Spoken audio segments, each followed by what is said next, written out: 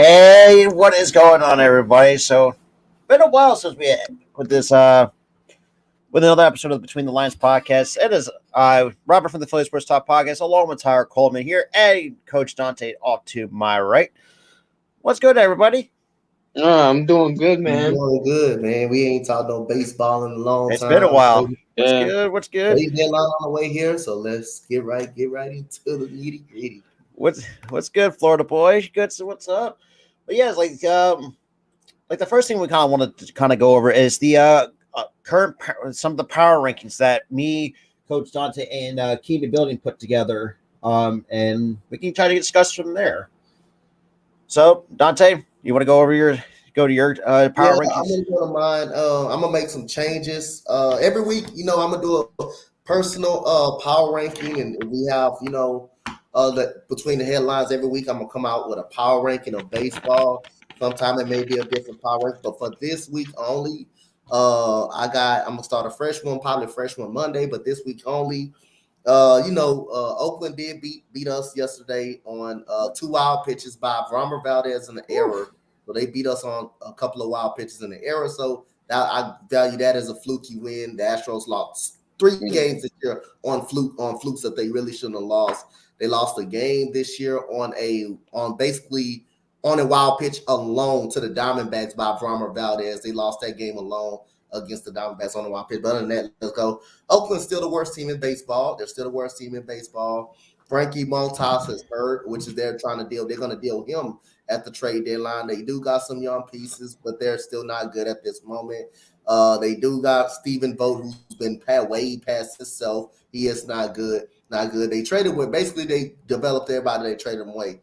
Number 29, the Cincinnati Reds. I got the Cincinnati Reds at number 29. They're the second to me. They're the second worst team in baseball. I think they got Luis Castillo that's going to be up for trade deadline as well. That can help somebody team. Number 28, the Kansas City Royals. They got They got a couple of trade pieces they can let go, but I don't know if they're going to. One for sure, they're going to solve. One for sure is going to be Benintendi. He's going to be a good bat for someone to have. Washington Nationals, number 27. Detroit Tigers. I thought they would be better next year. They're better this year. They're not. They're not good this year, but their record still is. They're still 8 games under 500. Pittsburgh number 25. Chicago number 27. The Cubs. Colorado number 23. They had a great start of the season, then fell off. Anaheim Angels. Los Angeles Angels. Oh God, forgive me. Trout and Ohtani going to waste their careers out. They have no pitching whatsoever there. They're number 22. Arizona number 21. Baltimore is really really good. Number 20. White Sox, my most disappointed American League team this year. You got the Texas Rangers, who's on and off. I got the Miami Marlins at 17. They're solid this year. I got the Seattle Mariners. They're up and down, but they're solid. They're pretty good. Cleveland Indians. I got the Cleveland Indians at 15. I got the San Francisco Giants at 14. I got the Toronto Blue Jays at 13. I got the Philadelphia Phillies at 14. The Cards at 11. I got Tampa Bay at number 10, and I got San Diego at number 9, Minnesota at number 8, Boston at number 7, Milwaukee at number 6, Atlanta 5, Mets 4, Dodgers 3, Yankees 2, Astros 1. Those are my power rankings. Oh, yeah, I like those. I mean, I'm going to be a little bit different when it comes to the lower half of it because for mine. I had the Oakland because I think me and Dante had the same at the Oakland A's at 30. It's pretty much the worst team in all of Major League Baseball. And Jake, God bless your soul, had to see that. Oh, the fact that even seeing Christian Bethancourt getting traded too at the same time really is interesting to see. For me, the Cincinnati Reds is 29.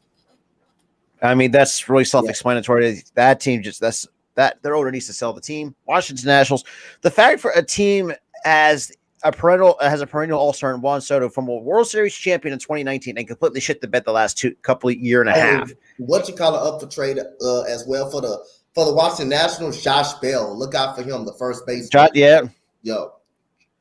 For me, 27 is the Kansas City Royals because I think they have somewhat of a better roster than the and then obviously with the Angels at 26. Well, then but like Dante said, I mean, the Angels. God, what the hell what the hell are the Angels are doing?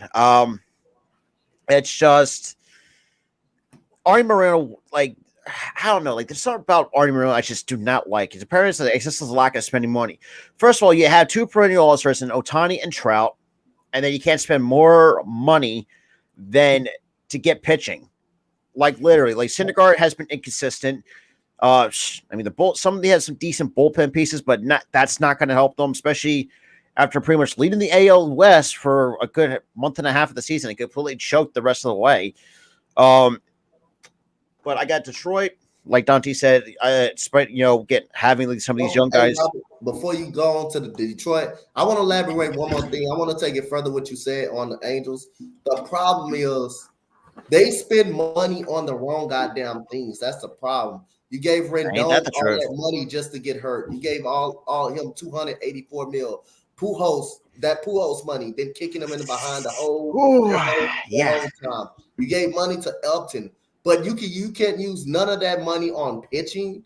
All of that money that you gave up to those three guys, you couldn't use none of it to get some better starting pitching. That is the problem for them. The starting pitching, they got guys on a team that can't really hit outside of Ohtani and Trout. And now it gets to the point, Mike Trout looked at bad in Houston. He became a strikeout machine all of a sudden. I question now, them two guys are frustrated. I just want to go just elaborate on that before you go down. Them two guys are frustrated. And forget too, they're still paying Upton, DFA, releasing him.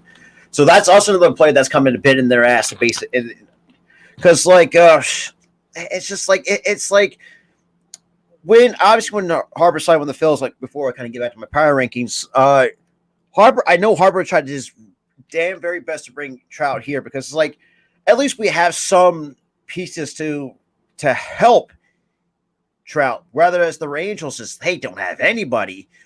Because like I even said this too, it's just like the Angels had a lot of different players come and go over the years. I mean, like Houston Street, Upton. Who else am I forgetting? Because I mean, the Angels have not been postseason relevant since 2014, which is Trout's rookie year. That should tell you something. And not World Series relevant since 2002. So I mean, but yeah, I mean, there's really no self-explanatory of why the Angels are absolute, not say hot garbage, but just incompetent to say the least. But Detroit, obviously at 25 for me. The fact you spent a 6-year deal on Javi Baez, who, let's be real, is starting to become an overrated shortstop because it's like, yeah, he had his moments, he had his best days in Chicago, but once he left Chicago, go to the Mets, hasn't really been himself. I mean, he had some decent days as a Met, but his best career years have been with the Chicago Cubs. I mean, winning a World Series ring in 2016. I mean, the fact you also have Casey Mize, who I'm really liking so far, and you got Spencer Torkelson. You brought up Riley Green. I mean, yeah, it's going to take a while for the Detroit Tigers to get themselves together, but I still think they got the pieces to build going forward. So I don't think the Detroit Tigers are that terrible, but I thought they could do better. Pittsburgh Pirates, another team that I don't highly criticize. I mean, they got some young pieces, obviously, as Jake's boy Bly got optioned back to AAA. Just Pittsburgh just hasn't really been from what I remember, like especially the early 2010s, with days of Andrew McCutchen. You had what the hell's his name? I can't think of his name right now. It's really driving me nuts. I mean, you still had Russell Martin with that team. You had pitching wise. I can't even remember the pitchers on that. Those early Pirates teams were actually really good. Cubs, as Goalie would put it, the lovable losers of Chicago. Well, and then again, there's another Chicago team that also the lovable losers, but I'll get to that in just a second. The Cubs, the way I can describe it is, ever since blowing up that 2016 World Series team, they have not been the same ever since. Now, I will say David Bote is an interesting piece. Same with Ian Happ. I mean, I don't know. It's just like, it's weird how you go from a World Series team, especially in 2016. Let's be real. I think most baseball fans at the time want to see the Cubs because let's be real, Cleveland had a good team too, but just not as good as what the Chicago Cubs have built. I mean, shit. I mean, having like Chapman in the back end of the bullpen. I mean, let's be real. Joe Maddon pretty much wasted him on more than one occasion. But that's here nor there. The Arizona Diamondbacks. I'm not saying they're bad. They're not that like super garbage, but I still think they got to find a way to either find a better. I think maybe find a better get a better front office because I think they got some good pieces there. Christian Walker. I mean, who else is on that team? And this is they got a good young piece in Buddy Kennedy. Merrill Kelly is solid. He's solid. Merrill Kelly is awesome. Yeah, Merrill Kelly is solid. And you guys still got Matt Bum. Still, I think he's a shell of his former self back in his early days with San Francisco. It's just it's really crazy to see as a team that only has one World Series in its entire franchise history. It was back in 2001. Has a lot of players come and go. I mean, they had some good players. I mean, think about it. Kurt Schilling, Randy Johnson. I mean, an unlikely hero in Luis Gonzalez. A lot of people don't remember that. Yeah, that dude was a stud. I mean, shit. That was Brewers had Craig Counsell. Oh, that's right. The Diamondbacks even had Craig Counsell for 1 year. I forgot about that. I completely forgot. That should tell you like how some of these unusual players like will end up on these weird teams. Look at Rockies. I have them at 21 because I like what they have. Not too far from mine. I got them at 23. That's not too far. It's 21. I like. Now the issue that I have with the Rockies is that I think they overpay for Chris Bryant, who for some reason can't stay healthy.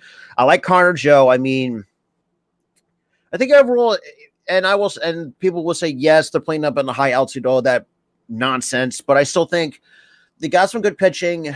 Kyle Freeland hasn't really been himself. Let's keep it real here. Charlie Blackmon, I still think he's still decent, but still not. He's not great, and he's not bad. He's like right there in the middle. I mean, but he's still good enough to be productive for the Colorado Rockies. At the Baltimore Orioles at 20. Now the thing about the Orioles is I know a lot of as well. I know a lot of times the Orioles will be like the hugest clown in Major League Baseball, but I don't think that's not the case. But I think that, like we said, that belongs to the not the Astros, but the Oakland A's. Now, if I'm not mistaken, too, I mean, they're like the fact that only 2 games under 500 is at the time when I looked at the records, it's like there's some decent pieces there. I mean, Adley Rutschman. I like that what they have in Adley Rutschman. Brandon Hyde, not the best manager choice, I would think. Oh, and there's especially another Orioles fan. Yeah, and that's another thing too. The fact, like I said, that only 2 games, are they even at 500 now, or 2 games under 500? Because the last time I checked, we're 2 games under 500.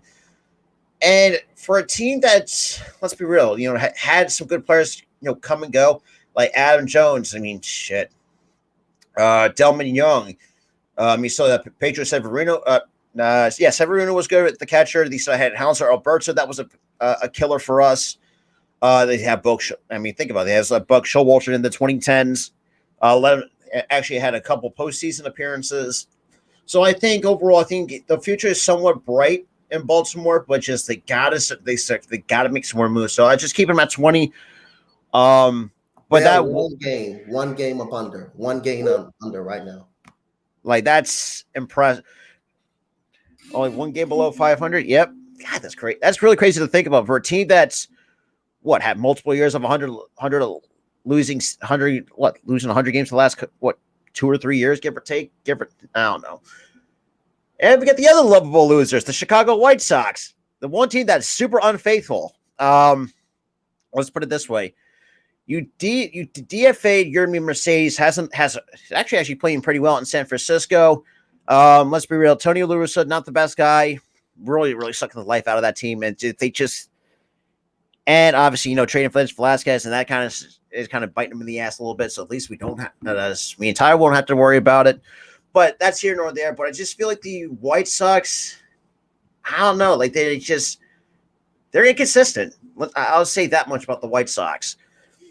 Cleveland Guardians, I have them at 18 because I think they're not terrible, but I think they're still a below average team to the point where, and like I go back to what I said about the 2016 team, they had you had Lindor, you had Roberto Perez. They had a good pitching staff, and Trevor Bauer, Andrew Miller, who out of the bullpen, but just I think the Guardians are still below average team, but they still got some good pieces to build around, especially Jose Ramirez. Let's be real, I think made the smart decision. But then again, what's loyalty nowadays with some of these teams? Because granted, there's a very few players that will spend like more than 10 or 20 years with one team, and we saw that a couple times with Jeter, Mo Rivera, who spent 20 years with the Yankees. Jose Ramirez, for me, I think is still very good player. The fact he sold himself short on a team-friendly deal, that like you would think someone like as great as Jose Ramirez to take a massive contract extension was that. And he thought to myself, nah, I think let's try to give him some more cap flexibility. But like I said, these smaller market teams, the fact they don't have that much of a payroll to go with, it's nuts. Texas Rangers, I have at 17. I've seen one out of Jonah Heim, Corey Seager, Marcus Semien, who a lot of times people have got on his ass a little bit for having kind of really starting out the year slow.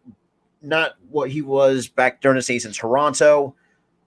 Hitting 45 home runs. That's crazy to really think about for someone like Mark Sim, who's really not that much of known as a home run hitter right now, or as throughout his career, but he can still pop a few here and there. It's just the Rangers they still got a bit of ways to go, especially in that AL. Like I said, also part of the AL West, so that's another tough division. They're all going with the Astros, the Seattle Mariners. But I appreciate it. I definitely. 16. Speaking of the Seattle Mariners, I did call their game last night. They actually had their pitching staff was pretty solid. Against Toronto. The only I've not seen the play-by-play commentary that I did last night. Yeah, the only run they gave up was a short solo shot by George Springer to the opposite field. Now, obviously, traded for Carlos Santana. Let's be real. The fact that this dude can still pop one here and there, it's to say the least impressive. That's the fact there are a couple. Another team that's in the AL wildcard race. I think the AL wildcard is going to be very interesting to take a look at. You have teams like the Rangers. You have Seattle, Baltimore. That's definitely can get behind there if they can keep up the winning ways. So it's going to be interesting because. But I had to Seattle there because I think Scott Servais has done a good enough job to really hold this team. Let's be real, be better than the Angels because what the Seattle has is pitching. They also got some good offensive players, and Eugenio Suarez is a good player, just hasn't been himself. Just haven't been himself since the days with the Reds. Jesse Winker, same thing. But that team is still good enough to win games nonetheless. I have Miami at 15 because, like I said, as Phillies fans, they are a pain in our ass the last couple of years. But with that out of the side, I think that team, as young as they are such a scrappy team. You can't not take nothing away against Miami. We got Sandy Alcantara, Sixto Sanchez if he stays healthy.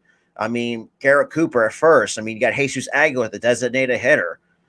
Jacob Stallings, not the best catcher, but I think he's okay enough to with that pitching staff. Bullpen wise, he's better than Jason Castro. Sorry, but the only weakness that I know that I've seen as me and Tyler would see in some of the games over the years against the Marlins is their bullpen. Their bullpen's always been their biggest weakness. From personal experience, that what we've seen. But I think overall, I don't know who their GM is nowadays. It's I can't remember a goddamn name. But I think she's done a pretty good job with Miami. I think Miami could be a potential to be another team that I think is a wild card. But we'll see how everything turns out in the NL wildcard race. I have 14 the Toronto Blue Jays. The thing with the Blue Jays is, despite they have like generational talent in Bo Bichette, Kevin Biggio, Vlad Guerrero Jr., and you take some pitchers like Kevin Gausman, Jose Barrios. I think overall, like the worst contract you could give out, as to Yusei Kikuchi, that has been a complete and utter bust for the Toronto Blue Jays. And Gate 14 Pod, who I follow on TikTok, man, he actually made some good points. It's like Kikuchi just cannot get it together with Toronto, and we saw he couldn't get it together in Seattle. Like the dude hasn't really been that great. I mean, Jose Barrios is still good enough, but it's kind of on a bit of a cold stretch. Kevin Gausman still is good, and it's still good. I mean, Vlad Guerrero is still a perennial all-star. I mean, Bo Bichette, the fact that you have one team like the Toronto Blue Jays with former sons of the different major leaguers.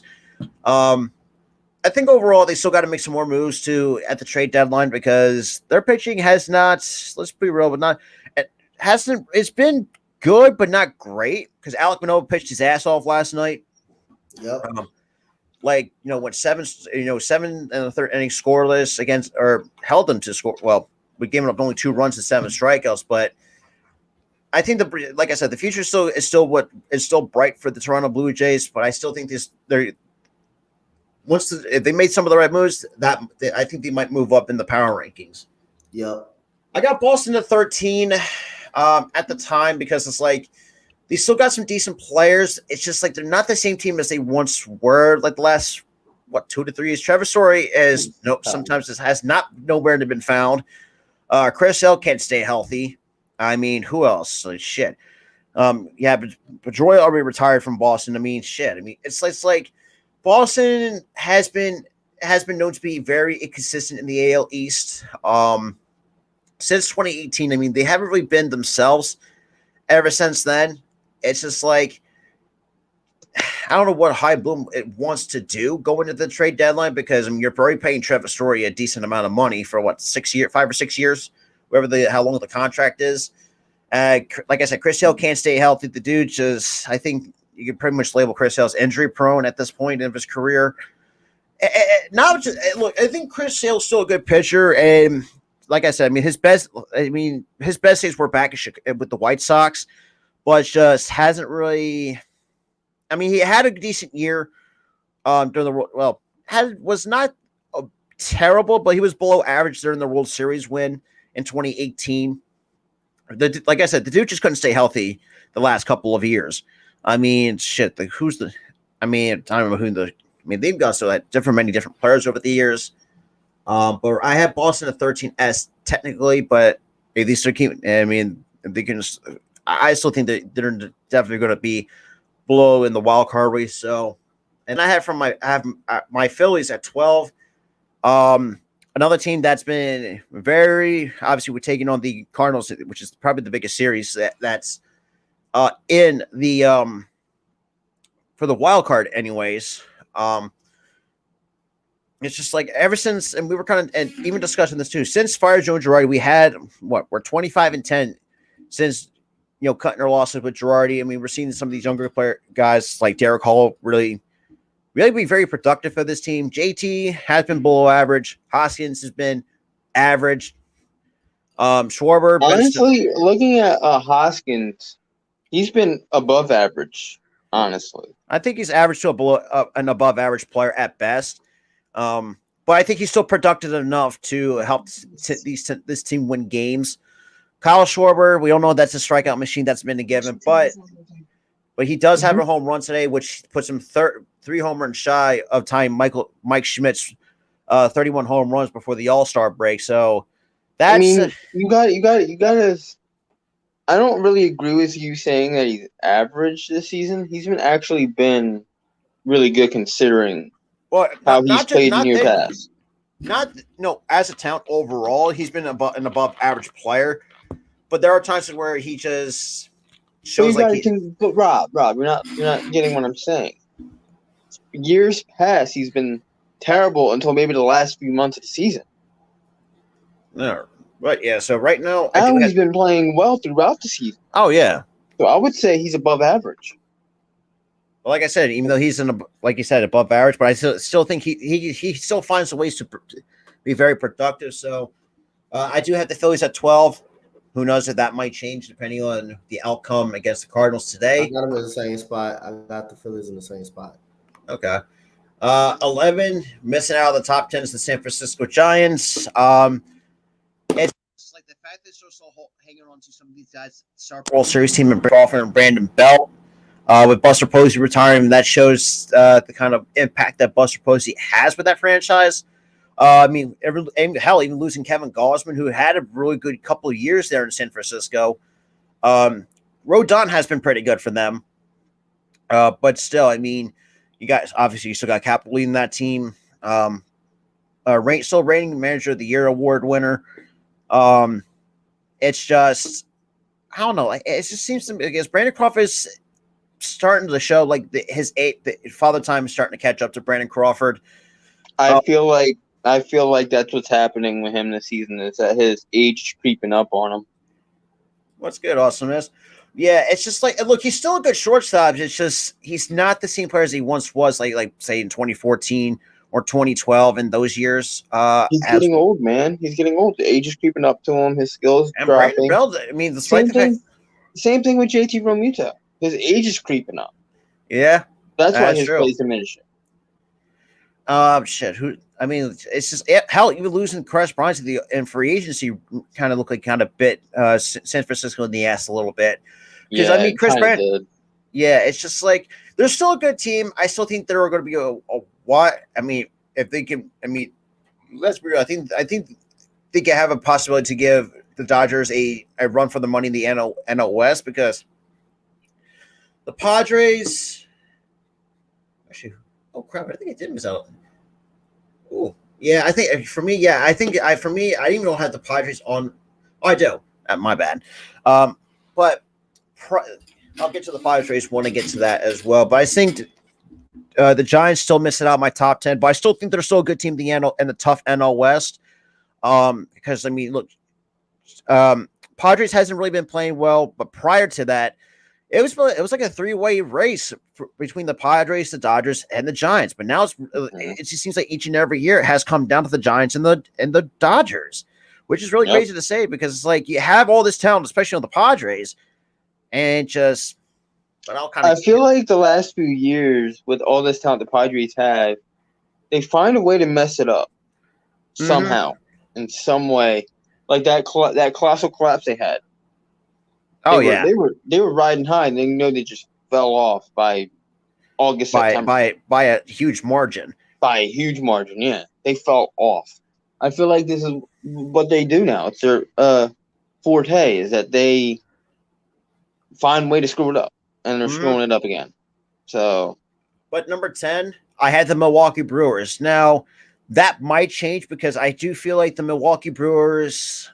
They have some good pitching, but their offensive game just has been very inconsistent. Oh my God! Since coming off that broken kneecap, Christian Yelich has not been the same. They already DFA'd Lorenzo Cain. Who else?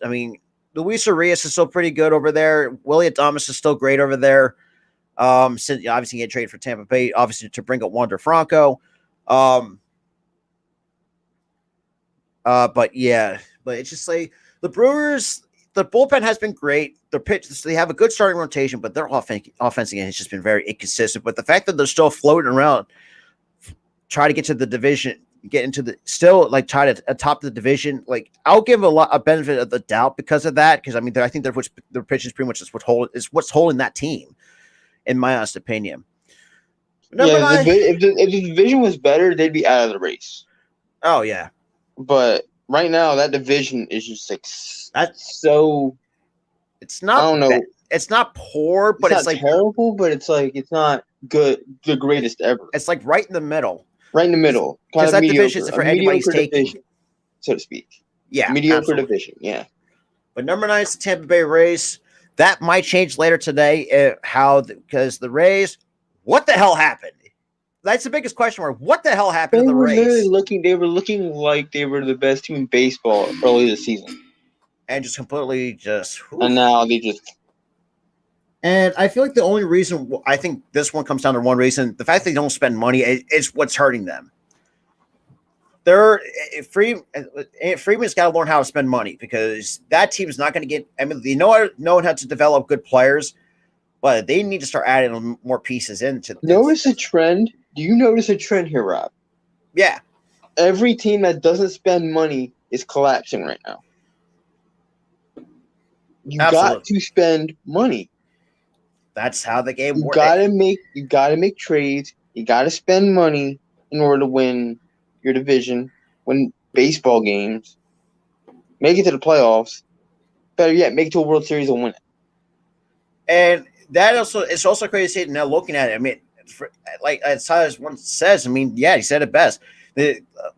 Last couple of years, I mean, the Rays looked at like World Series contenders, but now they're just stuck in the wild card race. That's embarrassing. I think the problem is they got rid of that elite talent in Freddie Freeman, and it hurt them a bit.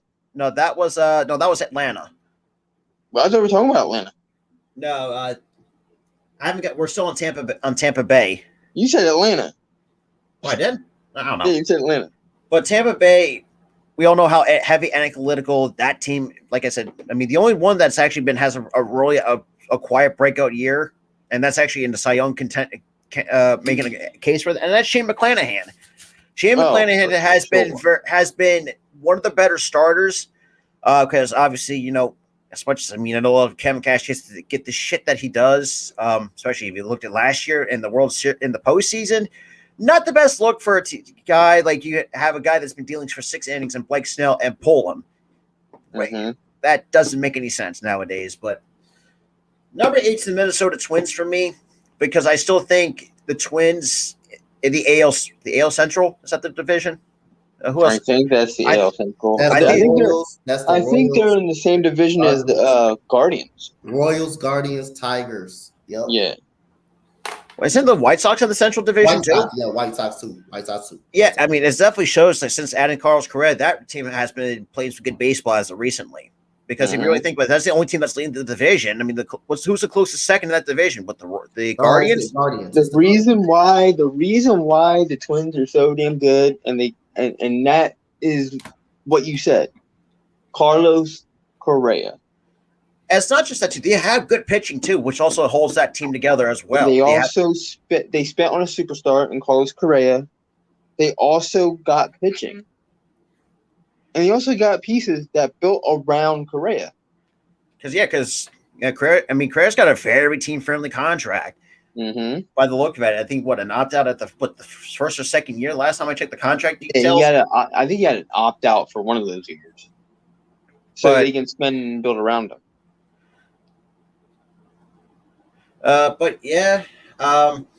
Number 7, the St. Louis Cardinals. That's another team I feel like kind of like the Brewers has been, I don't know, like the Cardinals, from what I remembered about the Cardinals, but back in 2006, 2011, when that has some really good players over that. And look, they have some good players now, especially in the bullpen, like Jordan Hicks coming off officer. I think Tommy John, I think it was another guy that's been, gas. I mean, Nolan Gorman has shown what he's capable of. I mean, despite what Nolan Gorman brings. It's just I feel like the true strength of this team is their pitching. I mean, their pitching is stellar. They held us to 2 runs, maybe a run. Yeah, we lucked out and won 2 games against them. Mm-hmm. But they were only by 2 runs or a run. They weren't really big wins. And they got some Hall of Famers on that team too, and Pujols and Yachty. Yep. And he had a resurgence there. It's just like I know. See, today the Phillies did drop it, but it was going to happen one way or the other. But yes, and obviously Pujols does have a homer day, but he is 12 shy of tying Alex Rodriguez for the number 4 spot on the all-time home run list. And honestly, I am rooting for him. That's like, damn, I am rooting for him because it's hard not to root for him. Even though because it's really weird because Pujols, like Dante said, I mean, especially for the Angels, really bite them in the ass. But you can't deny the fact that the longevity that Pujols has had and Spade with Wainwright, and Yadier Molina. I mean, still, I mean, you got two Hall of Famers there. I don't know if you can make the case for Wainwright. I don't know for certain. But all I know is Pujols is first ballot. Definitely. All I know. The fact that He's first ballot. The fact he's already in the part of the almost towards the 700 home run club is impressive, to say the least, of the career that he's had. It's like you've seen like players like Miguel Cabrera still in the 500 club. It's like he's another guy that I think you definitely make the case for the Hall of Fame. But you gotta think though. Miguel Cabrera had a shorter career than Pujols. That is true. Pujols was played since what, 98? I think something around there. But I think also what separates the two of them, I think Miguel Cabrera also has a whole World Series ring. That was back in 1990, 97? That was like in 2003. Oh, 2003. I forgot about that. Yeah, 2003. When they beat the Cubs, remember they beat the Cubs on that? Oh God, the Steve Bartman incident. The Steve Bartman incident where he freaking interfered. City Chicago wanted to kill him. Dude, they had pitchforks ready for this dude. That was pitchfork for years, man. For years, they wouldn't stop talking about Bartman. But it's just, yeah. I mean, who would have thought a team like the Marlins came in as an expansion franchise, beating the Yankees in 2003, when that team still had what? The thing is, Rob, you know what's funny about that 2003 team? That team was built on a complete freak accident. That wasn't supposed to happen. That's right. That was what's his face? I think that might have been might have been Dombrowski. It was Dombrowski. Dombrowski built that team out of scraps. It was Dombrowski. And he built that team on a complete accident. And he had a future Hall of Famer, Miguel Cabrera, in 2003. That's crazy. That looking back, is that if you were thinking about Miguel Cabrera, you think the Detroit Tigers that no, like Detroit. No, when I think of Mickey, I think of the Marlins. I don't think of the Tigers. A lot that much. But it's the same. You can make the same. It's the same thing with David Ortiz when he first started with the Twins. Like, who would have got? Yes, literally, I did not. You know what a player that I associate him being on a second team. That's rather than the team that drafted him. That was what he did. No, hold on. Take a wild guess who I'm talking about. We're talking about Ortiz here. No, not just Ortiz. Forget Ortiz and Cabrera. There's another player who I did not know played for another team that drafted him. I don't even know who you're talking about because who you talking about? Want me to say it? Want me to say it? I'm probably sure this name does not ring a bell to me. See if Coach gets it. What team? Like, hold on. Like, what you talking about? No, I'm talking about. Do you know what player that I forgot played for a team that drafted him, but knows about him from his second team? That's hard. That is a hard one because that could be anybody. Since you guys don't know, I'll name him. Adrian Gonzalez. Did not know this man played for the Padres. Oh yeah, that was his first team actually. That was Whoa, he also was also. That was his first team. But that was the team that drafted him. I didn't even know he played for the Padres because he's been out of the league. About it.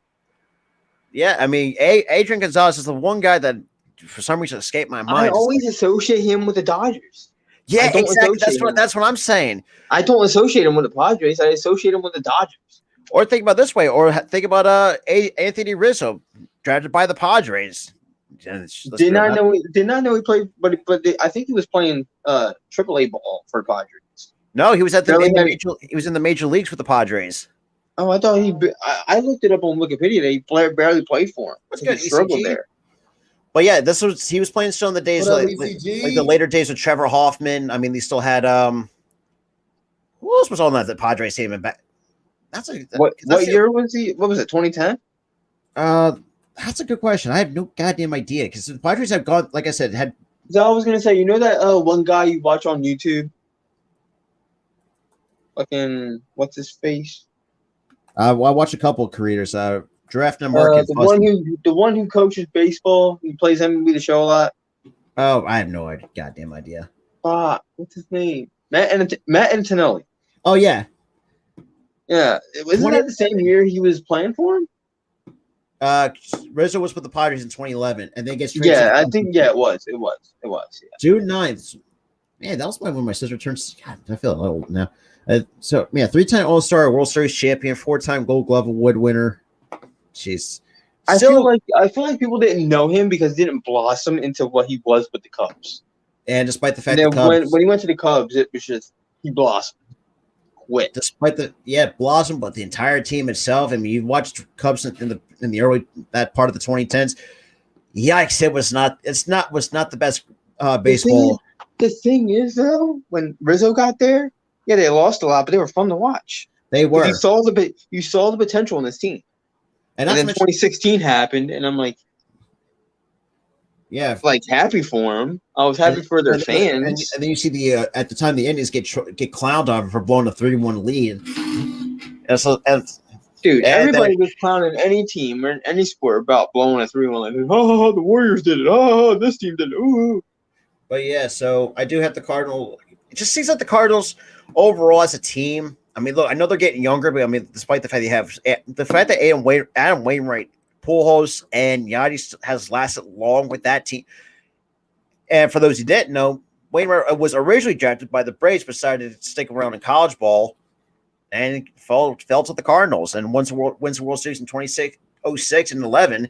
You think we have bad luck with drafting? The Braves have bad luck. They had freaking Wainwright. But at the time, Wainwright was a high school when they drafted him back in 2000. It was the same draft class as Chase Utley back in the day. But I think the Cardinals still have potential to be good, just not as what they were in 2006 and 2011 when those teams were really good. I mean, 2006 we still had Jason Motts, third base. Who am I missing here? Who was part of that 06 team? God damn. God. That tells you how far long time 2006 was. Holy crap! Don't even remind me how far that freaking year is, but yeah. Number 6. All I gotta say was 2016 was 10 years. Whew, that is crazy. But 2016 was 10 years from 2006, bro. Shit. But number 6, I have it Atlanta. Now, going with Atlanta, you can definitely tell this team really does miss Freddie offensively and defensively. But I think Matt Olson has done a decent job filling in. But still, I feel like the hole that Freddie Freeman left when he left was kind of plugged in. So I'm not really too, concerned about that.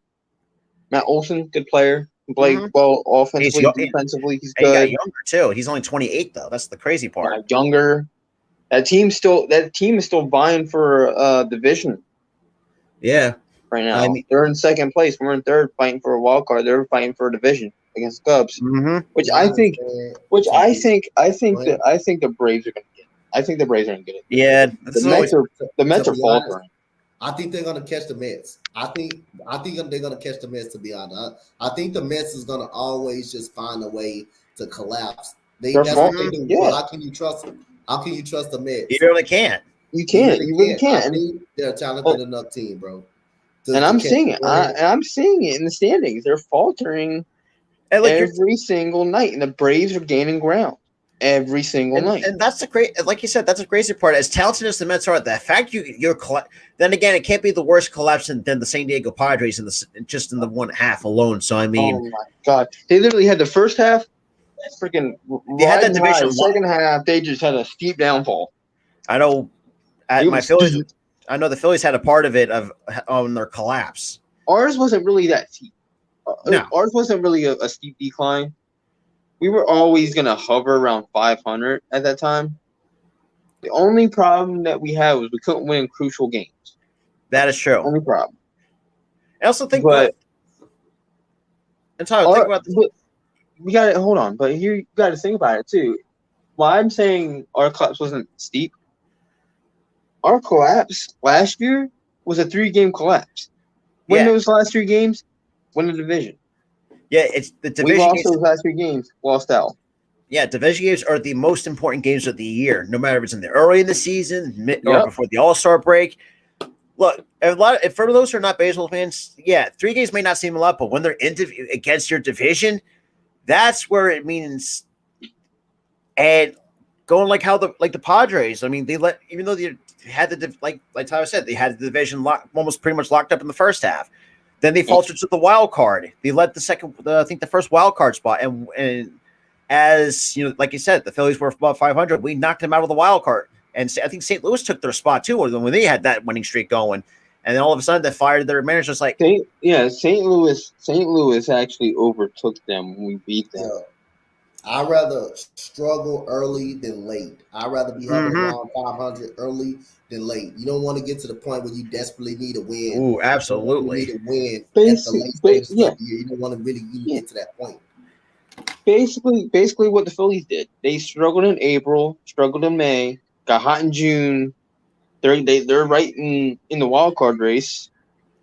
Mm-hmm. And now hopefully they stay hot. And keep that going. Absolutely. But number 5, that a lot of people may or not disagree with this. I had the Padres at 5. This was prior to Machado getting hurt. So this was prior to Machado being hurt. Because you definitely see how much the Padres missed Tatis and Machado. Now, say what you want about Machado. I think Machado's still a good player for that Padres team. But those two guys just can't. The way, and we could say this from personal experience, when you lose a superstar player, it changes everything. And the Padres cannot get anything. Like I said, and I have my criticisms with Hosmer. Hosmer has not been. He's still a decent player. Still hasn't been the same himself since his days in Kansas City. That's where he had his best years, in Kansas City. And it's just, it's just like Snell has been okay. Darvish has been okay. The only best pitcher they have is Joe Musgrove, and that's a San Diego native. Has been very consistent with them. I mean, it's just Cronenworth is a very underappreciated player. I'll give him a lot of credit for that. For actually, one of the good players that actually really stepping up for that Padres team. But it's just, I don't know. It's just because like each and every year, it's always come down to the Giants. Because that's where I feel like the Giants and Dodgers might run away with the division, depending on who you're asking. Blake Snell has not been that same Cy Young pitcher we've seen in Tampa Bay. Absolutely. He's still good. He still can do something. But he has not been that same. He's not been himself. That same pitcher. And Joe Musgrove is good and everything, but you can break him if you're playing against a good hitting team, like the Dodgers. If he plays against a good hitting team, you're gonna find out the real Joe Musgrove. If you're playing against a real good hitting team, and when we played again, hey, take it from us, we knocked around Joe Musgrove for 7 runs. Think about that. I mean, most of them were on errors, but we still made the Padre knocker, so we still knocked around Joe Musgrove. It's I don't know, like that is crazy. Looking at that, as good as the Padres are talent wise, they can't for some reason cannot put it together. Like they gotta.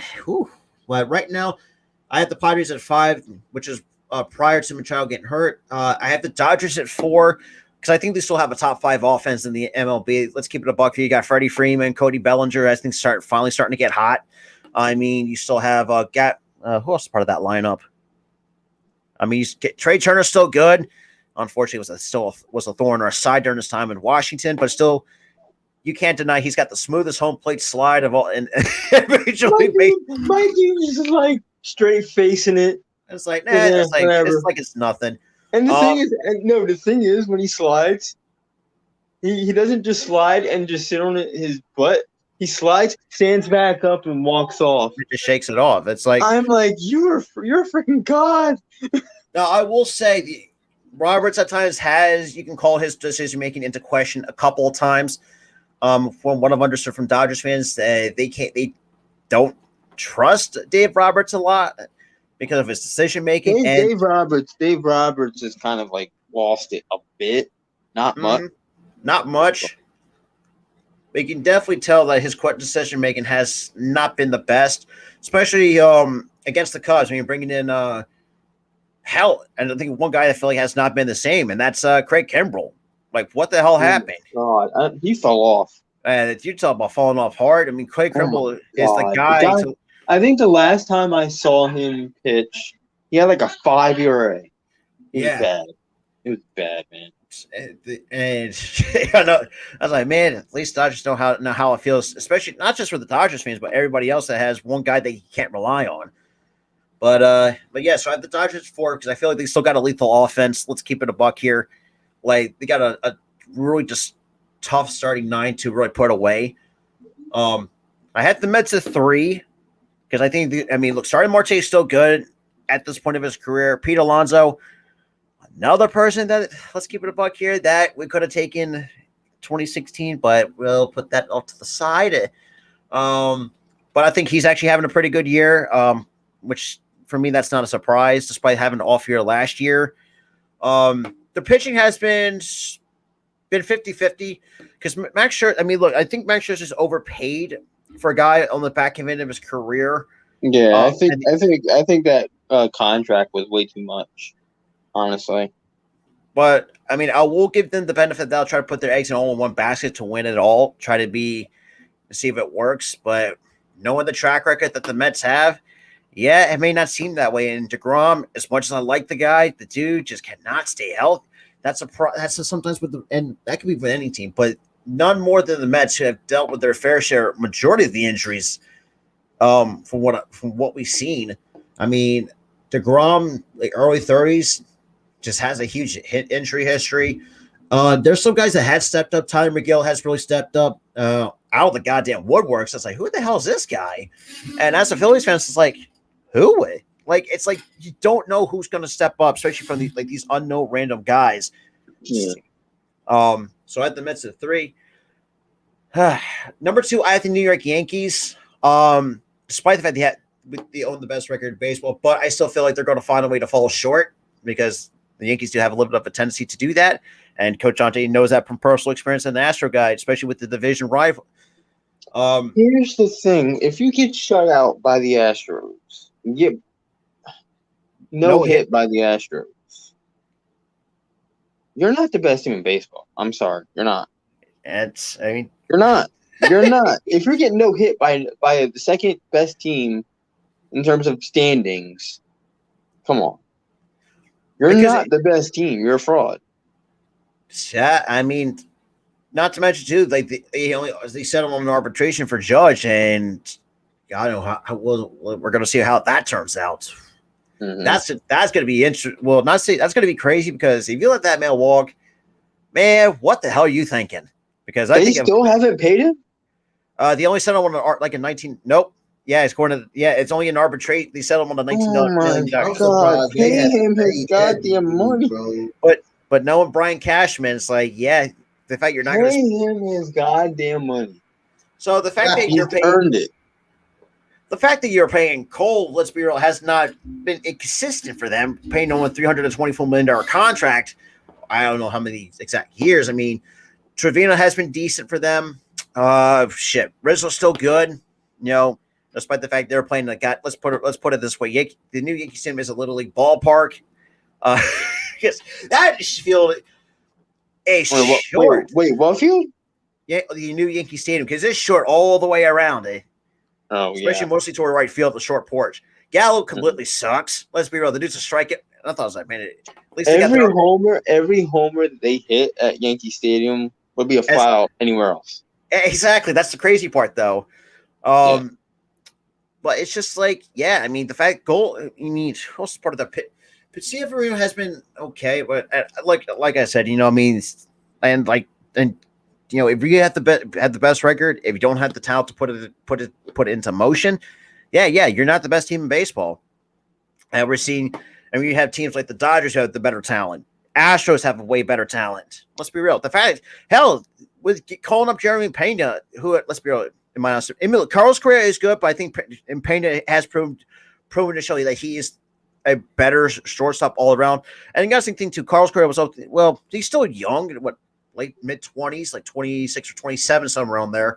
I don't think he was going to get the letting him walk it sounded crazy at first, but the fact that they have, let's be real, much better talent in the farm system, I think they still made up for that. But with the Astros, I had them. We're on the power. We're right now on mine, and I had the Astros number 1. That's self-explanatory. I think they have the best talent all around. And Yordan Alvarez, let's be real, a dark horse MVP candidate. So let's keep it a buck there in the American League. So that's mine. Now for Key, who sent me hers, she goes with the A's at number 30, Nationals 29, the Royals 28, the Reds 27, Tigers 26, Pirates in the 25th, Cubs number 24. She has the Rockies 23, the Diamondbacks 22, Orioles 21. That's okay. I respect that. She has the Angels 20. Rangers 19. I think they still got some decent talent. She's got Marlins at the 18th, Mariners 17, White Sox 15. She has the Giants 15, Phillies 14, the Guardians 13, Twins 12, 11 Tampa Bay Rays, 10 the Cardinals. Okay, she puts the Blue Jays in the top 10. Okay, that's interesting. That's not bad. That's not bad. I mean, you do have a top 10 talent because Brewers 8, Red Sox 7. I got them at 7 too. I got the Red Sox at 7. Yep. I really don't know about that. They've been faltering. Yeah, hey, but they've been fought because they playing the Yankees. The Yankees are a better team than the Red Sox. Oh yeah, because the Yankees own the Red Sox. It's not that they played the Yankees. They've been faltering against bad teams too. No, they were hot. The only reason I had them at 7 because they were hot before the Yankees. They was on. Oh, okay. That is true. Okay, so this happened pre. So now this week okay. that might change. This week that might change. Oh yeah, absolutely. Yeah. They were hot before they even played the Yankees. The Yankees just What's good, Prestige Sacco? What is good, my guy? She has the Braves at 6, which makes sense because I mean they're still a good team in the NL East. Mets 4, Dodgers 3, Astros 2, Yankees 1. Either way, 1 and 2 you can definitely flip up because I think we still got both good offenses in the AL East, but I still think talent-wise, that still belongs to the Astros. Yeah. The fact that not only did we no hit the Yankees, Tyler, we had them no hit through 15 innings. The very next day, that should tell you 7. No, it's a Mike. Like I said, the the Yankees are frauds. That's it. No ifs, ands, or buts. The Yankees are frauds. Not to mention too, like think of this too. That's in Yankee Stadium. That's a hitter's ballpark. Yep. You literally said it yourself at the Little League ballpark. Freaking a home run out of Yankee Stadium is a fly ball anywhere else. See, come on. You cannot hit the ball well in the air and it'll still get up out of there. It'll still get up out of there. You can literally hit it off the end of the barrel of the damn bat and it's gonna get out. So those are all my fellow colleagues' power rankings and myself included. Mm-hmm. For those who have not seen, I do have with the MLB trade deadline up, which is going to be very interesting for some of these 30 MLB teams. I did pull up a CBS article kind of titled MLB Trade Rumors, Yankees discussing Andrew Benintendi, Joey Gallo deals, latest on Frankie Montas from The Athletic. So my thing is just like, Montas, I know he's really drawn a lot of interest, same with Benintendi. I think, and Dave, the crazy part, the fact that Dave Robinson is actually having a really good year with the Cubs is I'm not surprised because I feel like the only problem that we had with David Robertson was his health. Yeah, that's what I was saying. He's looking. That was the only issue that we had was his health. We weren't going to deal with a guy that was going to have health issues. Oh yeah. So obviously, August 2nd starts the trade deadline. I will be live. I will be going live for that. So we're suspect some different deals. But the Yankees is just another team. I mean, like many other teams are interested in Andrew Benintendi. The dude's an on-base machine. Let's be real, he deserves a lot better than playing in shitty Kansas City. Let's be in. Get him out of there. Also, get what's his face out of there too. No, what the hell is it? Salvador Perez, the catcher. Yeah, the fact that Perez is still there. That's crazy. Get Salvador Perez out there. Yeah, but it is what it is. But he has 2 for 4. But listen. He's a power hitter. He's going to strike out. It's going to happen. So they actually did post it. Okay, so prior to that, Benintendi's hitting .317 with 3 homers, 34 RBIs with 2 stolen bases, and also has 34 runs scored. Any team would be dumb not to try and. What's good, Jeffy? What's good, my guy? Hey, Robert, right quick, Robert and Tyler. I want to send Dusty back on a little message, right quick, for a little bit of a message. Right now, Courtney Lee, our second base best prospect at catcher. Keep him on the damn team and let Jason Castro walk. Keep him on the team and let him walk. Yeah. Do you know how I feel? Do you know how I feel too? You know how I feel about this, right? Yeah. You know how we feel about goddamn Herrera and Verling.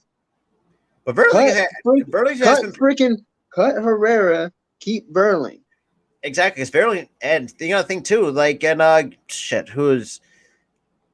the fact that let's be real, we don't even have a backup first baseman. The fact that they finally give, and I said this too in one of my videos that I made about Derek Hall, like the dude's got to give this dude a chance, and we're seeing it. Yes, even though it's a short sample size, I mean, I think he's actually done pretty well. Let's be real, and I think I'll admit better than Bryson Stott and a short time in the major leagues. But that's here nor there. But overall, I'm already saying Bryson Stott needs to be sent down because I think we rushed Stott a little bit too early. We did. It's the same freaking thing. We rush players too early, man. Yeah, well, that's unfortunate. But so as it goes to say, Benintendi, and Penny Free Agent has enjoyed a resurgent season to date, with batting 317 with a 317 average, 387 on base, 402, slashing 317, 387, and 402. For good, that's good for 125 OPS plus in his first 82 games. The Royals are seeking one good prospect in return. So all they want is a prospect, Evans. Fuck it. Screw it. Get on the phone, damn it. Give him a goddamn pack of peanuts for the guy. Exactly. Just let's just fleece the Royals. Like if all they're wanting is a prospect, and give them a prospect. I'm fine with that. Not to mention too, like the dude can hit. He can be on your own base machine. I think he could really help with the outfield problem. Any team that, well, I should say this. Any team would be dumb not to try to trade for him. Oh, yeah, absolutely. Yeah. Any team would be dumb. So the Yankees have an unknown ask for Gallo, but it is certain to. Honestly, who's gonna try to get Gallo? He's a strikeout machine. What's good, Jeff? How the Marlins doing, Jeff? How the Marlins doing today? Oh, they got shut out. Actually, speaking of that, Marlins, but how the Mets doing? My bad. The Mets? They got shut out today. How the Mets doing, Jeff? Oh.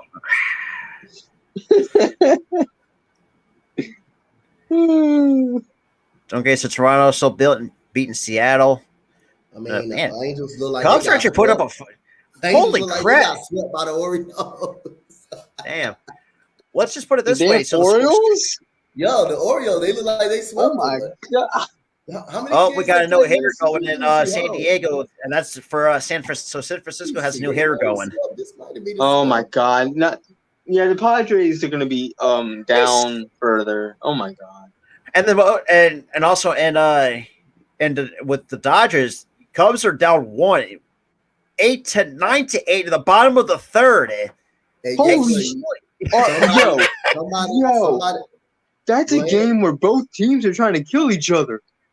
But yeah, somebody finna move down on my power rankings next week. Guess what? It's gonna be the damn Angels. Oh yeah, I agree with that for sure. Yeah, but Baltimore beat the Angels. Watch.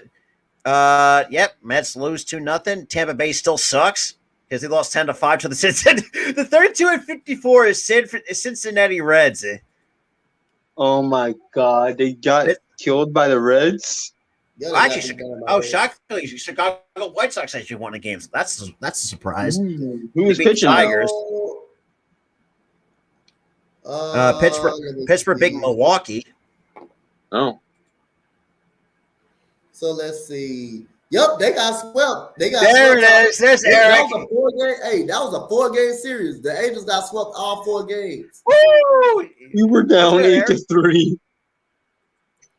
Fuck it. That's a good hit. Give me Ramon Laureano too. Hell yeah. Would you want the Phillies to get Ramon Laureano? I would not mind Ramon Laureano. At this point, that's a good hitter for the A's. That's a good hitter. We definitely need. I think our bullpen's fine. The starting pitching is fine. The lineup is fine.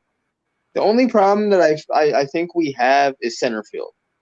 Because for me, this is why I think. This is why, like, there's some guys I feel we could definitely at least try to move one bullpen guy, and that's get cutter losses with Familia and move him at the deadline, so anybody else can fucking have him at this point. But like I said, I have my share. I had my criticisms with Alvarado, but Alvarado has been good as of recent, so I will say that much. I mean, look, we have I mean, there's some guys we can definitely move. I mean, definitely move Herrera, move Familia. Yeah, Herrera can go. He can go. He just doesn't need to go. He can go. Another guy I think we can cut our losses with is Eflin. The dude can't stay healthy, and maybe move Gibson if possible, but who knows? But speaking of Frankie Montas, they actually brought up a section for that. Another guy for the Athletics. Why would the Athletics would keep Montas, despite the fact that they pretty much went on a goddamn fire sale, pretty much?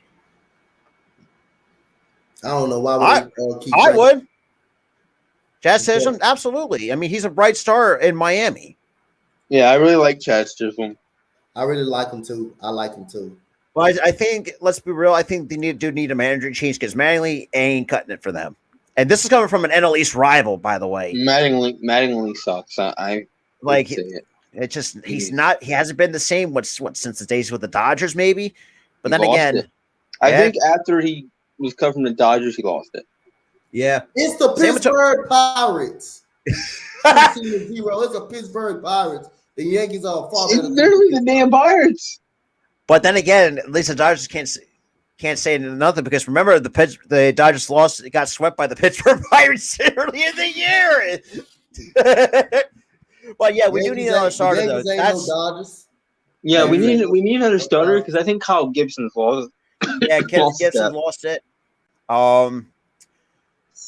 I think that's where Monsters might come in. Because right now, as I'm looking at the stats right now, he has a 3.26 ERA, with a 96 pitching 96 and 2/3 innings total pitch, with a WHIP just barely over 1, with 100 strikeouts to 224 walks so far in the campaign. So after all, Oakland aggressively dismantled its core after the lockout ended, traded away Matt Olson, Matt Chapman, Sean Manaea, and Chris Bassett in an effort to reduce the payroll, yada yada yada. We know how that's. Montes he's still younger. He's 29, has compiled a 3.26 ERA, obviously a 1.13 ERA plus, and a 4.17 strikeout to walk ratio in 17 starts this year. Hey, Browski, get on the goddamn phone. Mm-hmm. Hey, you want to know where that? You want to know where this coming from? Burn. I'm gonna tell you, the Mets struggles. If the Mets don't make the playoffs, I'm not gonna say we're gonna be the reason why they didn't, but blame they struggled because we beat them. We beat them 4 times in a row. Actually, we right. We shook them up a little bit. Well, not so much too. And look, and Scherzer, yes, I think he's still a top 10 pitcher in the majors. Well, can't take that away, even though he's on his back end of his career. It's the Mets. Oh, Jesus Christ. But then again, at least it can't be worse than the Mets kind of really still keep paying Bobby Bonilla every July goddamn 1st. The dude's going to be fucking financially set for life, out of this. Literally, Rob, we'll be in our late 30s and the last time they pay. Oh, yeah. Well, technically, I'll be almost 40. I'm going to be I think I'm going to be 30. Dude, I'm not looking forward to that. That's goddamn. I'm going to be either 37 or 38 to the last time they pay him. Yeah, still had 9 to 8 at the top of the 4th. Man, that's fucking goddamn MLB show on rookie mode.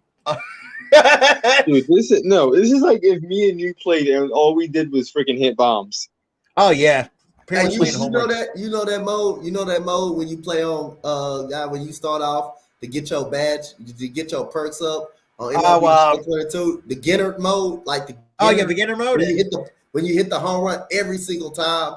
Especially that was literally how I played when I was starting to play the show. Now I'm playing on pro because I'm done being a wimp.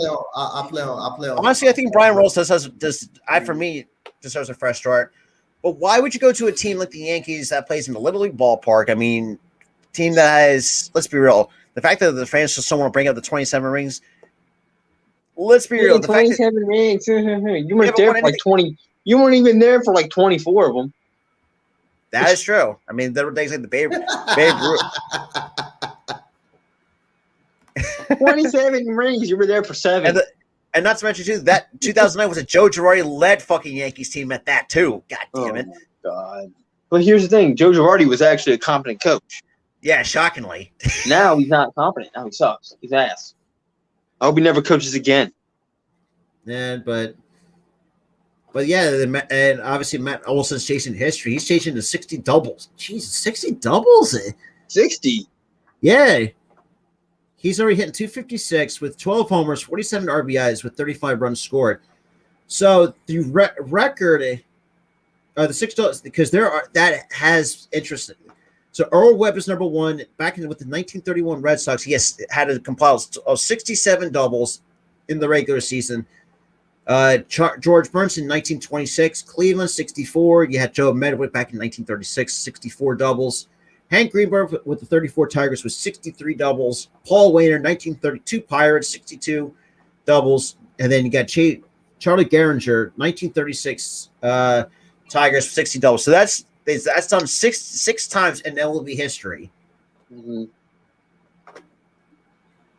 But the most recent was Castellanos, but that was split up because he had 58 doubles split between. He had 37 with the Tigers, 21 with the Cubs for obviously with 58. He did lead the Castellanos surprisingly led the MLB in doubles that year.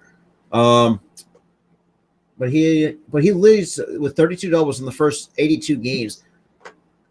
I think he can do it. Okay, so.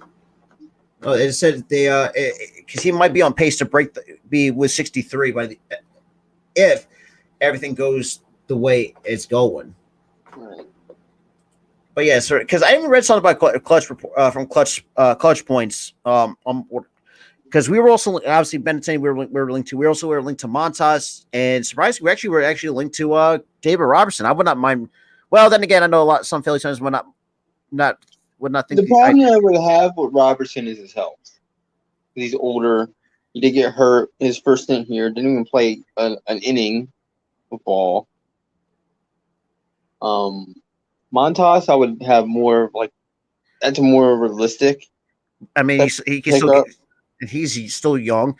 Like because what I'm understood because like he might because he was like say we do hypothetically the Phillies do acquire Montas. He's going to slide number 3 in the rotation behind Nola and Wheeler. Now imagine the trio for that, and it's just got to get some back end pieces, 2 back end pieces. I mean, if Ranger stays healthy, I mean he could definitely be a decent number 4. Yeah, if Ranger stays healthy, he's good. And I like Ranger in the starting lineup, the starting rotation. But have him and Montas in that back end there. That's so about that, and it most certainly replace Kyle Gibson. Absolutely, lost his step clearly. But and there's another interesting thing or they actually put out here from according to CBS. So Giants are lacking because 107 wins was a franchise record last season. Mm-hmm. This was going back to the days when the Giants were in New York at the time. This was back in 1958. Their record was 103 wins back in. They had a record of 103 wins back in 63 and 1993. And but in the last 15 games for the Giants, 3-12 in the last 15 games. Good Lord. And at least now the Giants what it's like to hover around 500. At least now they know how to see how that feels because we had to do that. But yeah, so that's another team that's been they are 40. No, here's what I would say if what would happen, and I'll be like, see, now you know how we felt with Kapler. If he started, panicking, changing the lineup every day, and not making players comfortable where they're at, they're screwed. Because last year they were a top defensive team. Because they had rankings. Had talent. They had talent then. That was the only reason why Kepler won as many games as he did. Is he had talent on that team. So defensive efficiency defined as percentage of batted balls from and outs. They had 707, which was 6th in the major leagues last year. They were plus 32 defensive runs saved, which is 11th in the top, barely missing the top 10 in Major League Baseball. They have 20 plus 20, they were 5th in about outs above average. That's 20 plus 27, and the MLB average for defensive efficiency is 698.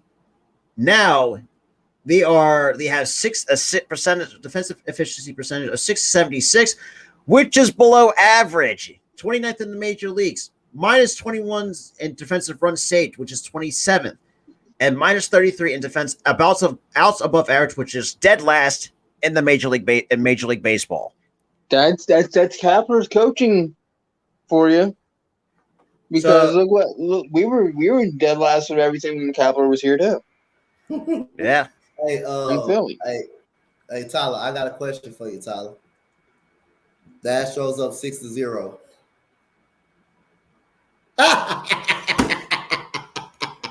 Then again, I'm not surprised because they know how to win games. I'm not surprised. I'm not even mad either.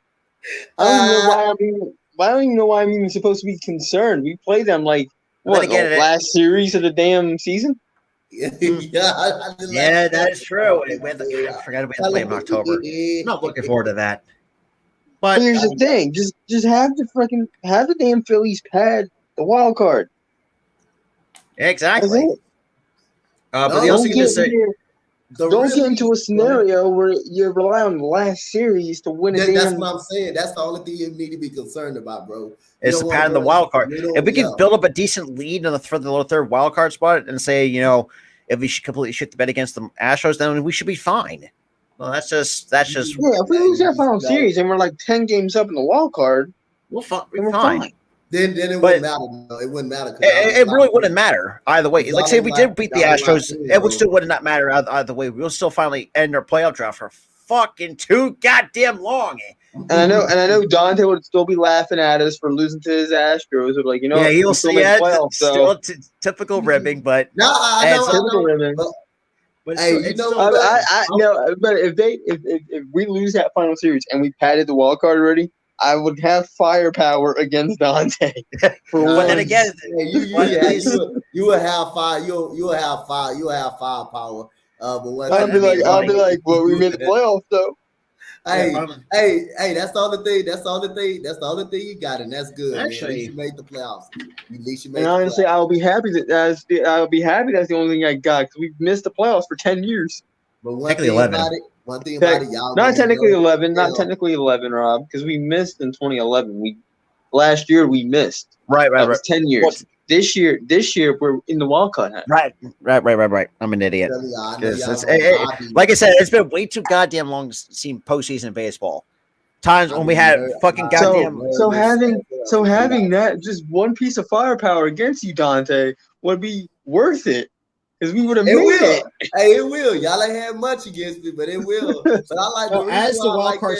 Like again, because y'all know. Y'all like I say, but Dante deserved to laugh at us. That's one thing I like. He deserved to laugh at us like that. He deserved to. So let me put it in wrestling terms for you.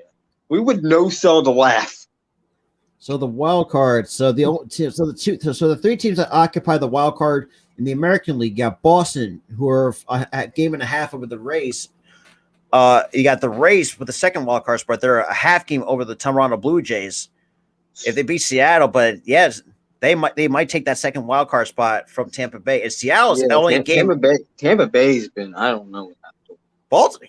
So the largest winning streaks as I see out in the American League, Seattle has won 7 straight, and then obviously Baltimore. Like, I'm looking at myself like, is this fucking real with this damn Baltimore team? Because we know Baltimore is always. Then again, God, 20. Sheesh. But at least Oakland won a game, so that's. Yeah, that's nothing. But as it stands, we're still a game up on the Cardinals in the National League wild card. So, and then the next series, let's see what do we got in the next series for the Phils. Did we win today? Did we win today? Or we lose? We dropped this game, but we got we took 2 or 3. We got one more on Monday, so we could try go for 3 out of 4. Oh, I thought we played 3 against them. No, it's a 4-game set, so we can take 3 out of 4. We should be like a game and a half over them. Then we got Toronto for 2 games in Toronto. I'm not worried. I'm not completely worried about that. I was when I saw an article that like half our team wouldn't meet the protocol in Canada for COVID, but apparently everybody's been vaccinated, so I think we're good. That's good enough for us. And they actually put up a thing for us. So Jerickson Profar is actually having success with the Padres so far, hitting .244 with 8 homers, 38 RBIs, 50 runs scored, and 4 stolen bases. So the Padres right now are 47-36, the 4th best record in the National League. Tate is dealing with a broken wrist. He's still weeks away from returning. So right now they have below average positional offense from first base, shortstop, center field, right field, and the designated hitter. Good Lord. I thought we had much to complain, but damn. Then again, that's San Diego for you. San Diego's just been, oh my God. What the hell? It's been very cold to question. They built up this team. They made the playoffs once. Then they plummeted out of the playoff race the next year, and now they're a mess. And they showed ex-Rangers having strong seasons for the Padres. Jorge Alfaro in 169 plate appearances, a .272 average, slashing .272, 308, 456. Wait. Back up. Jorge Alfaro has a .272 batting average in the league. Yeah, and with the Padres. Why couldn't they do that shit for us? I had no goddamn idea. Are you kidding me, Alfaro? You leave Philly, now you're good? He has an above average OPS plus a 119 with 6 homers and a 1.2 WAR. And then you got Nomar Mazara, who thought a lot of people think he would have been a boss with Texas, but since leaving, I feel like after you read those stats, a dagger was put through my back by Alfaro. That's for me. Mostly every Phillies fan. But for Nomar Mazara, in 90 plate appearances, he's slashing 301, a 356, 434, with 129 OPS, with a 0.4 WAR with 2 homers, and the Profar 359 plate appearances, 244, slashing 244, 345, with 399, 117 OPS plus, which is above average MLB average, which is 100, is the average. Yep. For with 8 homers and a 2.7 WAR. God damn. So I guess Nomar Mazara is good, man. Nomar Mazara actually can hit. Yeah, that's. So they have a combined 3.4 WAR in 157 games with the Padres. In 2022, back earlier in the careers, they had a combined 3.5 WAR in 889 games. Actually, right, that's right. So they also said Alfaro never played for the Rangers. He was traded to the Phillies and the Cole Hamels. Right, I forgot about that. Stunk here. Go to the next team. Bats 272. Oh, are you kidding me? I'm so mad about that. I'm salty. Now you're. Let's see the. Also started. So actually, that's So there were some people were actually talking about who should be the all-star game starting pitchers. RJ Anderson, he went with Tony Gonsolin. He's mentioned 3 guys: Tony Gonsolin, Shane McClanahan, Justin Verlander. Ooh, I kind of see those 3. I kind of want to. I feel like I'm going to leave more Justin Verlander, but I would not be surprised if it was Shane McClanahan. I see McClanahan and Verlander for sure. Yeah. Well, here's another one that I think a lot of people are not giving a lot of respect. Matt Snyder went with Sandy Alcantara from the Miami Marlins. Oh, Alcantara, he needs to be in there. I think it should be Alcantara, Verlander. Well, Alcantara is in the National League. I think Alcantara is going to be in there. Yeah, he's for national. Oh, he's a good pitcher. That dude was killing, man. He's leading the majors. He made the Angels look like they were made them look like they're a little league World Series goddamn team. The way he's striking them out and throwing 100 on them consistently, he blew Mike Trout away. That dude was blowing Mike Trout away. So far for Alcantara, he's already leading the majors in ERA of 1.82. He has a 1.82, which also leads the majors and also leads in the category of batters facing innings pitched. So it could be a possibility. Let's see. Somebody Max Scherzer as well. I don't know. I see Alcantara. I see Scherzer. So Mike Axio, they say he goes with Alcantara and McClanahan as the AL and NL starters, but he wants to see two other guys go at it: Clayton Kershaw and Shohei Ohtani going at it in the All-Star game. Oh, that's tough. And then have Shohei play freaking position too. Oh, that's tough. Oh. Let's see. Yeah, draft right. I don't know. Who cares about the MLB draft? Because I don't know. But I will say the fact that the Orioles are going to have the number 1 overall pick again. No, kind of with the All-Star game. So Don, you're going to love this. So the Astros have 5 players to the name to the All-Star game roster this year. 5. Let's don't tell me. Don't tell. This is according to the Houston Chronicle. No, I know. I'm a guess. Don't tell me. Just let me know if I'm wrong. Tell me after. Tell me if I'm wrong after. Okay, right. So I'm gonna guess. I know most of them gonna be a reserve. So I got Yordan Alvarez. That's 1 for sure. Verlander. Yes. 2. Verlander's 2. Mm-hmm. Okay. Rafael Montero is 3. He's one of them as a reserve. Ryan Stanek should be considered. Jose Altuve is a starting second baseman. He's a starting second baseman at this point. I'm missing one more, right? Or did I hit it? Okay, so I got okay. I got Verlander 1, Altuve 2, 3 is Yordan, 4 is Stanek and Montero. So how did I do on that? Actually, you are wrong about Stanek. Kyle Tucker got named to the All-Star roster. Thank you, goodness, God. Thank you. That dude. But Yordan Alvarez won. He's dealing with a hand issue, so he might not participate in the All-Star game. So, so you were 4. You got 4 out of 5 right. The 5th one was Kyle Tucker. Okay. And honestly, I do like. Give me the pictures. Whose name? Let's. Okay, so let's see what ESPN has to say because they actually do. We'll have to see the. I guess we'll see the rosters. So for the full. So the starters, you have for the American League, got Alejandro Kirk for catcher, Vlad Guerrero Jr., Jose Altuve for second base, shortstop Tim Anderson, Rafael Devers for third. For the outfield, you got Judge, Mike Trout, and Stanton, and the DH is Shohei Ohtani for the National League, or for the American League, I should say. Yeah. But for the National League, you got Wilson Contreras, Paul Goldschmidt, Josh Chisholm Jr., Trey Turner, Manny Machado, Mookie Betts, Ronald Acuna Jr., Jock Peterson for the outfield, and designated hitter Bryce Harper. Now, who's replacing Bryce Harper though? Because he's out. I think it might be William Contreras from the Braves. I think that might be okay. So they didn't show who the Astros pitching that made it. Like the Astros, I know Verlander is the only one, but I'm trying. But the starter, so Shohei Ohtani is named he is named as a pitcher and a hitter for the American League All Stars. That's all right. So the pitching staff, along with Ohtani, you have Jesus Christ, I'm scrolling way too fast. You have Justin Verlander, Garrett Cole, Paul Blackburn, Emmanuel Clase, Clay Holmes, Jorge Lopez, and Alek Manoah. Those are for the righties. But the lefties, you got Nestor Cortez, McClanahan, Martin Perez, Gregory Soto, and Framber Valdez. Thank you, God. I'm about to say I was concerned about him. Thank you, good. And these are for the reserves for the American League. You have Jose Trevino.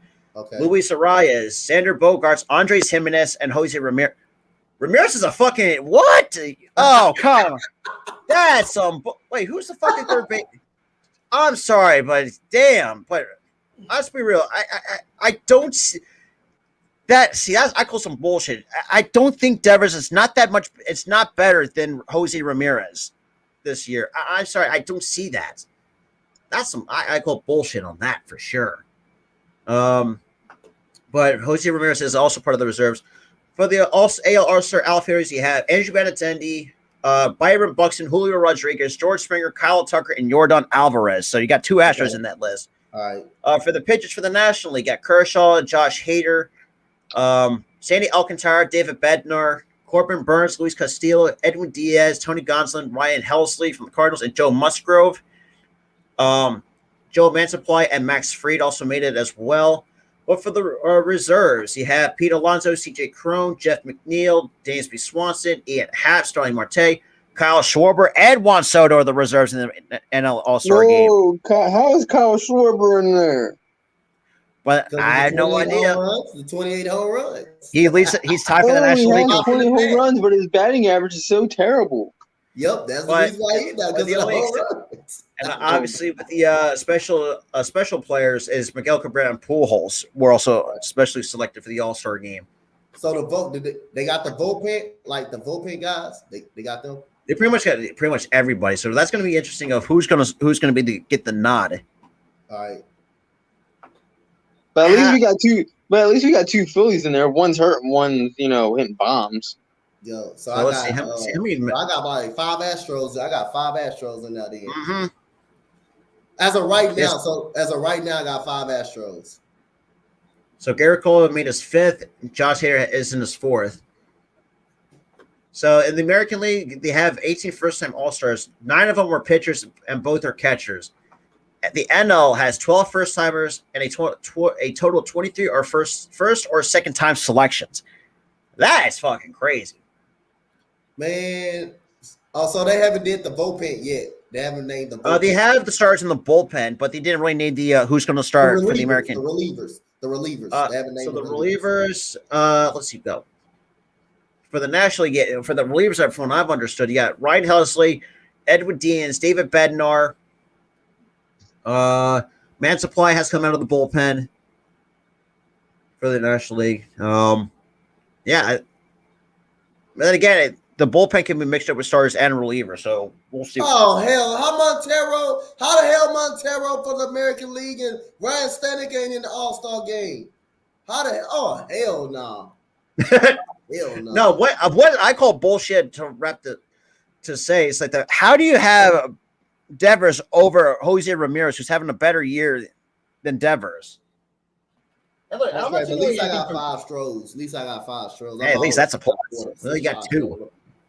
So the Braves, let's see that one. Let's see, Max Fried, Dansby Swanson. I got 2.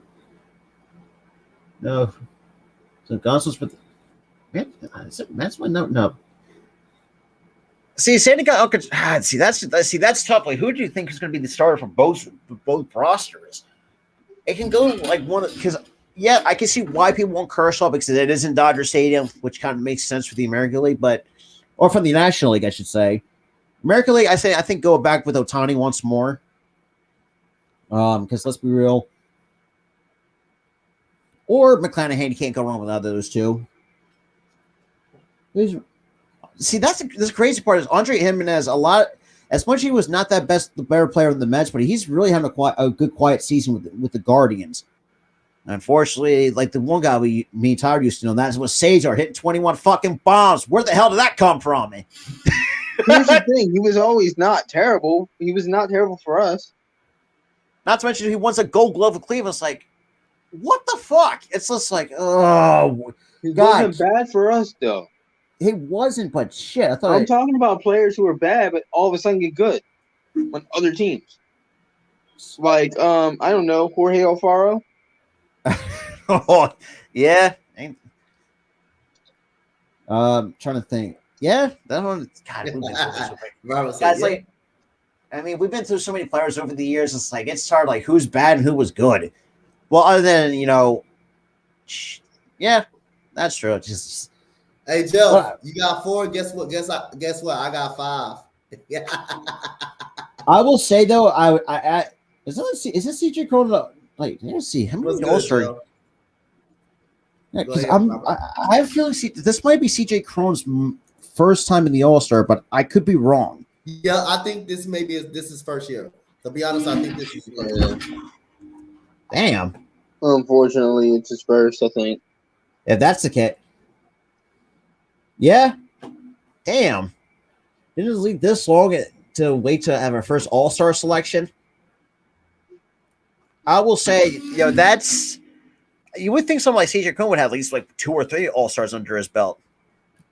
Another guy like Nick Markakis, he waited that long towards the latter half of his career to finally have to put him in the All-Star game. Oh yeah, that dude been that was very. See, as much as I never watched Markakis. I mean, well, when he was with the Braves, he pretty much killed us. But still, I mean, the dude. You could have at least gave him multiple All-Stars under his belt, but that was the shit. I call that some disrespect on Nick Markakis' name. Yeah, Nick Markakis deserved a lot better. Yeah, he deserved a lot better than that, man. He deserved to go somewhere to be competitive too, though. He did, and that was Atlanta. I think Atlanta. Yeah, Atlanta. Yeah, Markakis was with Atlanta. Yeah, but spent majority of his career with the Baltimore Orioles, and that. And she made the postseason in 2014 with the Orioles. I mean, still had Delman Young and Buck Showalter still leading that team. Pitchers wise, he still had Ubaldo Jimenez. I'm surprised no one's ever talked about him because I know he's kind of been forgotten. Because it's something that's crazy to really kind of think about some of these players you really don't really expect to no longer in the league. Well, Markakis, I think we all knew he was about to hang it up one sooner or later. Take it from us, man. It was hard to see some of the guys just call it quits. I mean, some of that we watched throughout our entire lives. I mean, think about it. Like Howard, Ruiz, Utley, Rollins. But I will say, though, I mean, Rollins is doing a really good job as an inside analyst. Even players from other teams kind of made it hard for us to, let them go. Guys like not Ruiz. Oh God. Guys like David Ortiz. That's guys tough. Guys like Chipper Jones. Guys like Chipper Jones, a very underrated third baseman for the Atlanta Braves. And you can the fact that this and look I know that says played throughout the 90s and 2000s and dominated every single as a switch hitting third baseman would post. Who ever thought of that? He won a championship in the 90s. He was a very young rookie. I mean, you still had a great pitching staff: Greg Maddux, Tom Glavine, John Smoltz. Who else am I missing? All that 95. And he kept that level of play up until he retired in 2010. Did y'all pass up on? Did y'all pass up on Tom Glavine and Tommy Maddux? Ain't them the guys you pass up on? Unfortunately. Yeah, we were the guys that passed up on. Yeah, we made a mistake there, but. And we also made years past. Who cares? We won a championship in 08. I really don't care. But I mean, but the positives for those two, they're in the Hall of Fame, so that's a positive for them. Yeah, that's a positive for them. I think they deserve to go to that team and win a championship for them. It's just I think another guy was tough, especially for me, anyways, was Randy Johnson because I've always loved Randy Johnson. Hey, remember when he threw a pitch? He killed a bird. Hey, Rob, remember when he threw a pitch and he killed a bird? Yeah, yep. I remember that. It was mid-pitch. He killed a bird. That's like, bird exploded. That pitch that hard?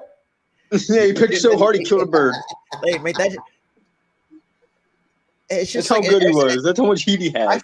Because I feel like when he left Seattle and went to, I feel like he got better as he left. I don't know. I don't think Seattle really didn't do much for Randy Johnson. He got better when he went to the Astros. When he came to the Astros. Oh wow, I forgot about he pitched for the Astros.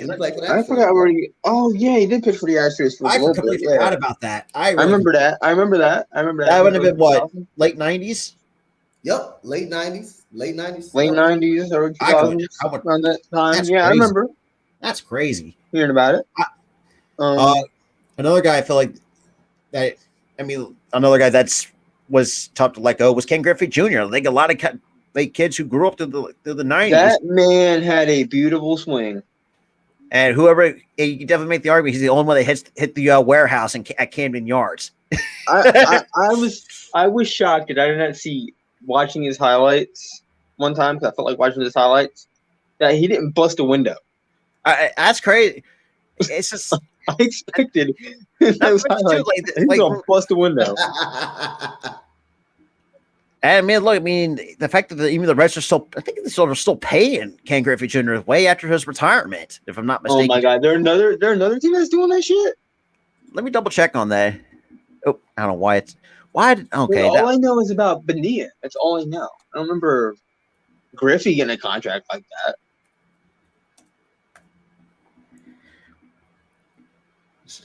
Yeah, they're still paying him. Oh my God! Really, the guys long retired. Why did you pay him? So he's because instead of the stems from a 9-year, $112.5 million contract extension that Griffey signed in 2000.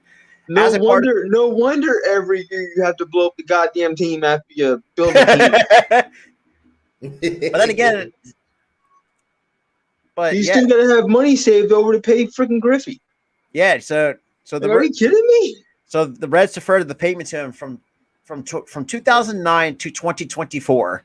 So they got 2 more years till they're done paying Ken Griffey Jr. Wow! I thought the Mets were bad. Good Lord, dude. The Mets are worse. The Mets are worse. That is true. I mean, because you gotta think. They started that damn contract in 2001. You're not going to end his pay, stop his pay until we're 37. That's 38. And when they started that contract for Bonilla, we were 3-4 years old. Yeah, that's crazy. They're not stopping until we're in our 30s. God damn. Well, then again, actually, no. By the time Ken Griffey Jr. gets done getting paid, I'll be 27 by the time he's getting done getting paid. So by the time, but I'm talking about Bonilla. But Bonilla's we'll be in our late 30s. Like I'll be get close to my early 40s. Oh God, I don't want to think about that. We're supposed to be pushing 40 the next time. The last time they paid. I know Keith said, "Oh shit," because I know he doesn't want to say anything about that. But other than that, I think the All-Star game is going to be very interesting. Mm. So my last segment is who do you think who's going to start for the American League? So I want to go with Dante, so we can wrap this up here. All right, so when we start at all positions? Yeah. All right, so for the American League, you got the American League board, you got the American League thing, the internet thing that we could make it. I think that would help us a lot more, man. Because I can't remember names right now. Let me. All right. Give me 1 second.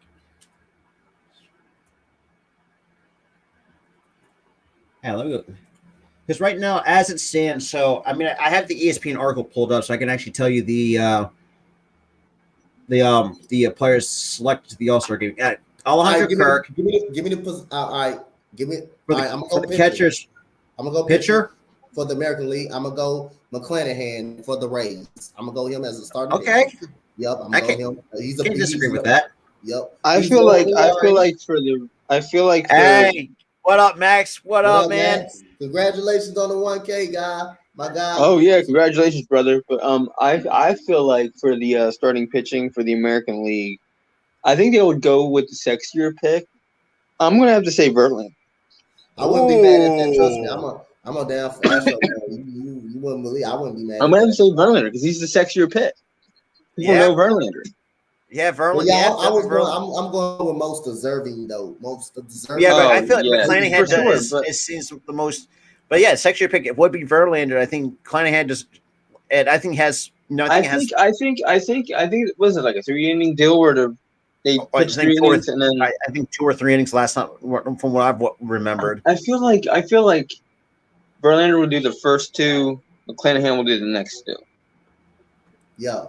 Yeah, so I was right. So yeah, Willie Contreras will start as a DH for the National League. So, he's like basically his Harper's replacement as a DH. All right. So Max is going with Verlander. Yeah, because I think it's blatantly obvious. Either way, you can't go wrong with it. I mean, you can't go wrong with it because and plus, it's great. It's great. You can't go. I would love that. You think I would love that? I mean, the fact that you got to think about it too. The MLB All-Star game is going to be on TV. It's what's great for TV because people know who Verlander is. Yep. Yeah. You don't know McClanahan that much. So, I mean, Verlander is a big name, but yeah. So that's my starting pitcher.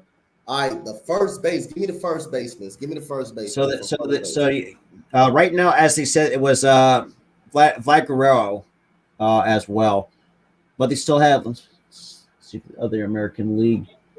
Because I think you're because so that's the only. All right, Vlad Guerrero. I'm going with Vlad Guerrero. I think Altuve, I'm going Vlad too. Shortstop. Altuve has been named to start as shortstop already, so he's second base. Second base. Shortstop. He did beat out. Who was it? That was Bo Bichette. Yep. Shortstop. I would love for Tim Anderson to start. I think he deserves a nod to be the starter. Oh, that man's a dog. That man's a dog. Yep. And Eddie can hit. Tim Anderson can definitely. Tim Anderson can hit. Who they got to start for the American League? They have Anderson as shortstop, but you also have Andres Jimenez. Who else beat out Jimenez for the shortstop. So he's on the reserves. All right, third base. What they got at third base? So right now they have Devers over Ramirez. I would have started Ramirez. I ain't gonna lie. I would have seen. That's why I said Ramirez should have gotten started as Devers. I'm not gonna lie. I like that kid. That guy's good, but I'm not mad at Devers starting. And then the starting outfield is obvious. You do got Stanton, you do got Judge, and Ohtani. Ohtani is the DH out there. So that's pretty obvious for the American League. That's pretty. I would see for me starting pitcher wise, I would definitely go with Verlander because if you really think the fact what he's doing at 39 years old is impressive. Let's keep it real here. Yep. Like half of the time I forget that he's 39 because how well he plays. And he just came off Tommy John surgery. Tommy John. I forget that he's 39 because how well he plays. Yeah, that is true. I keep forgetting his age because of how well he plays, man. But so I don't know, man. I think the All-Star. I don't know. I know it sounds like a stretch, but I think the American League might have a better starting lineup than the National League, in my honest opinion. I feel like the AL is going to kill us again. Yeah, apparently so. You said, hold on. Somebody said the Twins have not been in the playoffs since 2003. Since 2003. That's a lie. Actually, no, I think they made it. No, they made it. They broke that streak. They made it in the bubble year. Yeah, 2020. They made it in 2020. That streak's been broken. They were the best home team in that year. In the bubble year. That streak's been broken. Yeah. But so National League, that's an interesting one. National League. All right, give me the starters. So they got some starters like they got Kershaw. Let's see. They got Sandy Alcantara. That's another starter. You can make it. Corbin Burns, Luis Castillo, Tony Gonsolin, and Joe Musgrove, and Max Fried. Okay, Can I ask you guys something? Go ahead. Shoot. Where in the hell is Zach Wheeler? Right. What the hell? He got snubbed. He got snubbed for All-Star. It is. Are you kidding me? I just realized it. Where the hell is Zach Wheeler? You said, where the hell is Zach Wheeler at?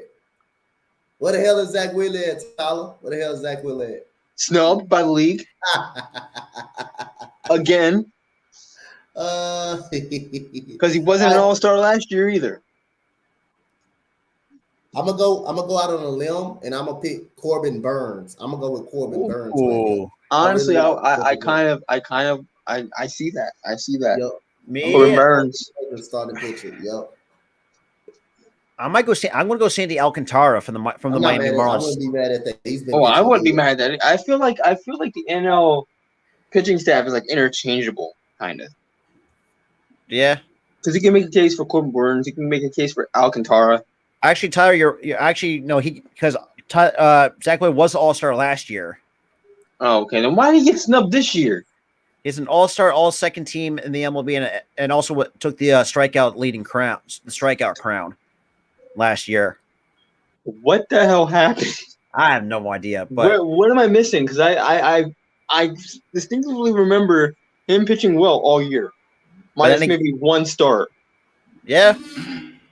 I think another choice you can't go wrong with it, since it isn't Dodger Stadium, why not have Clayton Kershaw go for the NL? Honestly, I kind of see that more because they're in Dodger Stadium. I just feel they're gonna. Hey, what's good, Speedy Eagle? Shit. What up, Sonic? AKA Speedy Eagle. That's Sonic.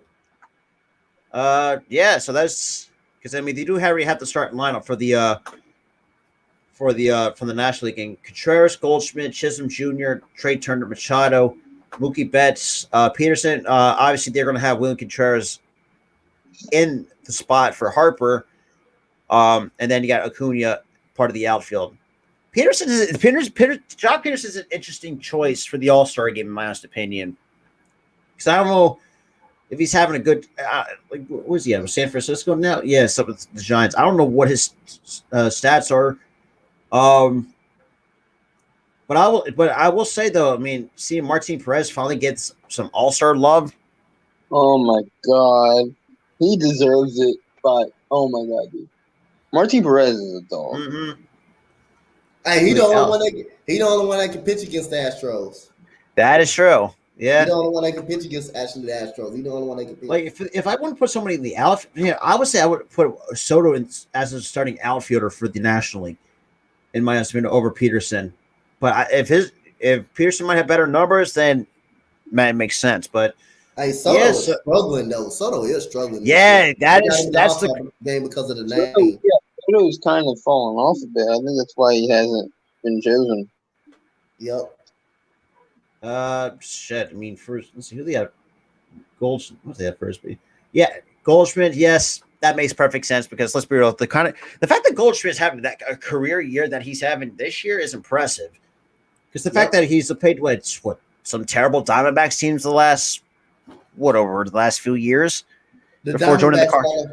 The Diamondbacks ought to be ashamed for wasting that damn dude. That dude's talent, absolutely. They ought to be ashamed. So the outfield for the National League, that goes Betts, Acuna, and Peterson. Shortstop, they got Trey Turner. Who else is a shortstop? See the reserves here for the National League. Yeah, because Ian is good, but he's not great. They got two. I mean, well, they got Dansby Swanson. He's having an okay year with the Braves, but still not of a better year than Turner. Honestly, that's a stack. I mean, both lineups are going to be stacked going to the All-Star game. But yeah, so All-Star game Tuesday, July 19th at 7:30. So that's going to be very interesting because I think kind of going off of one more thing because we're almost at the 2-hour mark. So the last memory, this is a memory I can't believe I still remember this. The 1999 MLB All-Star game when Pedro Martinez in his prime and was it like 6 in a row he's mowed down? I think it was, or I don't know exactly what the record is, but shit. I mean, the fact that some of these players back then meet the great Ted Williams too, God rest his soul, probably one of the greatest hitters that MLB has had to offer, along with Barry. That's what you say. I mean, you definitely make the case for Barry Bonds as one of the greatest hitters. Who else am I forgetting? I mean, shit. I can't think of anybody else. I mean, Babe Ruth, we all know, but that was during the dead ball era. But I will say, though, I mean, the fact that what Babe Ruth has done, coming from being an orphan and being the MLB legend that he is, I find that really impressive. Just because, yes, he played for the Yankees. And plus, I mean, I played with some of the good players on that team too. The late Lou Gehrig, which is very unfortunate. The fact that he retired, from what I think one understood, he retired in his prime because of an ALS. It's like, fuck. Really looking back at it, or not? Well, from what I've read, it's like, yeah, and that's got to be tough though. Retiring in somewhere in your late 20s, early 30s to a disease that pretty much that disease killed him. But yeah, man. Any final thoughts before we wrap it up here? Oh, wait a minute. So ESPN. So Freddie Freeman didn't make the All-Star roster. Freddie Freeman didn't make it? He got snubbed for the All-Star game. How do you snub Freddie Freeman and Zach Wheeler out of the damn? Oh wow! Oh my goodness gracious! Like Tommy Edman got what? Oh, that makes no sense. How does Freddie Freeman get snubbed? Not to and like Carlos Rodon got snubbed, and so did Tommy Edman for the St. Louis Cardinals got snubbed from the All-Star game. Yeah. But yeah, there's some players in the All-Star game that's just okay, but a lot of good talent is being snubbed because of this. Apparently so. According, that's what ESPN. That's what ESPN put out. All I gotta say is the fan vote sucks. Yep, but then again, it can't be worse than the media voting. So either way, No, it's worse in media because how do you get like at least 3 or 4 great talent not in the damn So this is what I actually found very interesting about Zach Wheeler, that he actually got drafted by the Giants, 6th overall in the 2009 MLB draft. Let's see. At Kennesaw State, man, that's an interesting.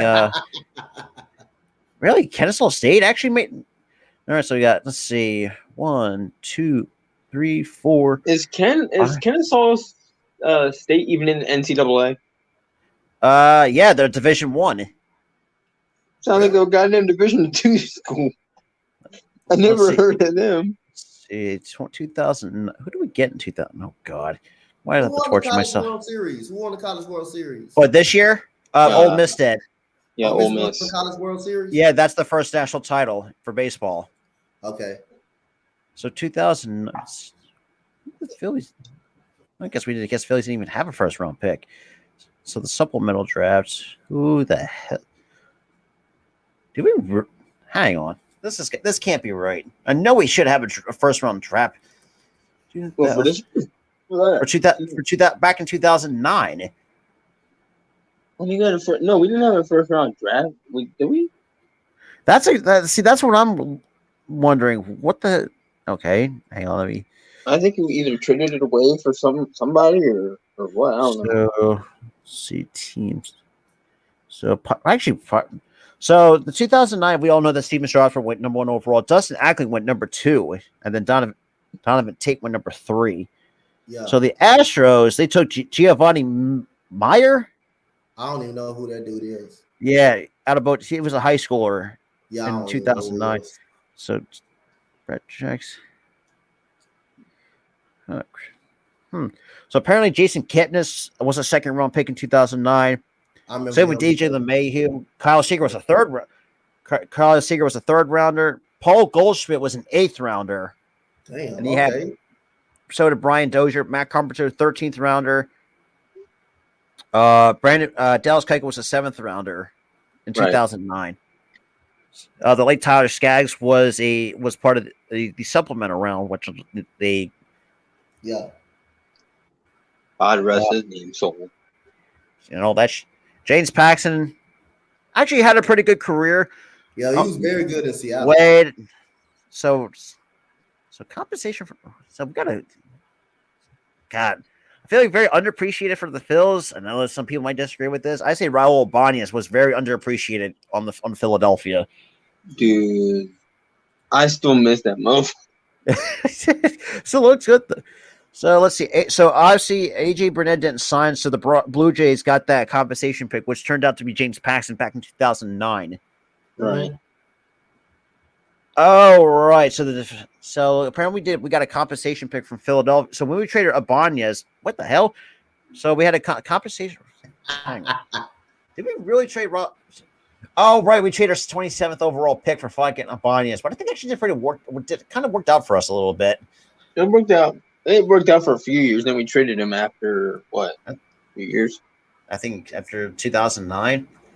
We didn't trade him in 2009. He was here, I think, until 2012, 2013. Oh, shit. So the Angels had back-to-back picks. So obviously when they traded K-Rod, or they got a compensation from the Mets for K-Rod, that turned into Randall Grichuk, 24th overall from Lamar Consolidated High School out of Texas. Yep. And pick number 25 turned out to be Mike fucking Trout. So out of Millville. Jesus Christ. But Kyle Gibson went 22nd overall to the Twins out of the University of Missouri. Chad Jenkins. Why do I feel like I heard that name before? I don't know. That's somebody else I'm thinking of. That's Jeff Jenkins who I'm thinking of. Matt Perk didn't sign in 2009. The Diamondbacks, wow, they actually got AJ Pollock as compensation from the Dodgers. For Orlando Hudson. Who the Orlando Hudson? Is that El Duque? Yeah. Holy crap. Huh. Okay, Orlando Hudson. So Texas. So wow.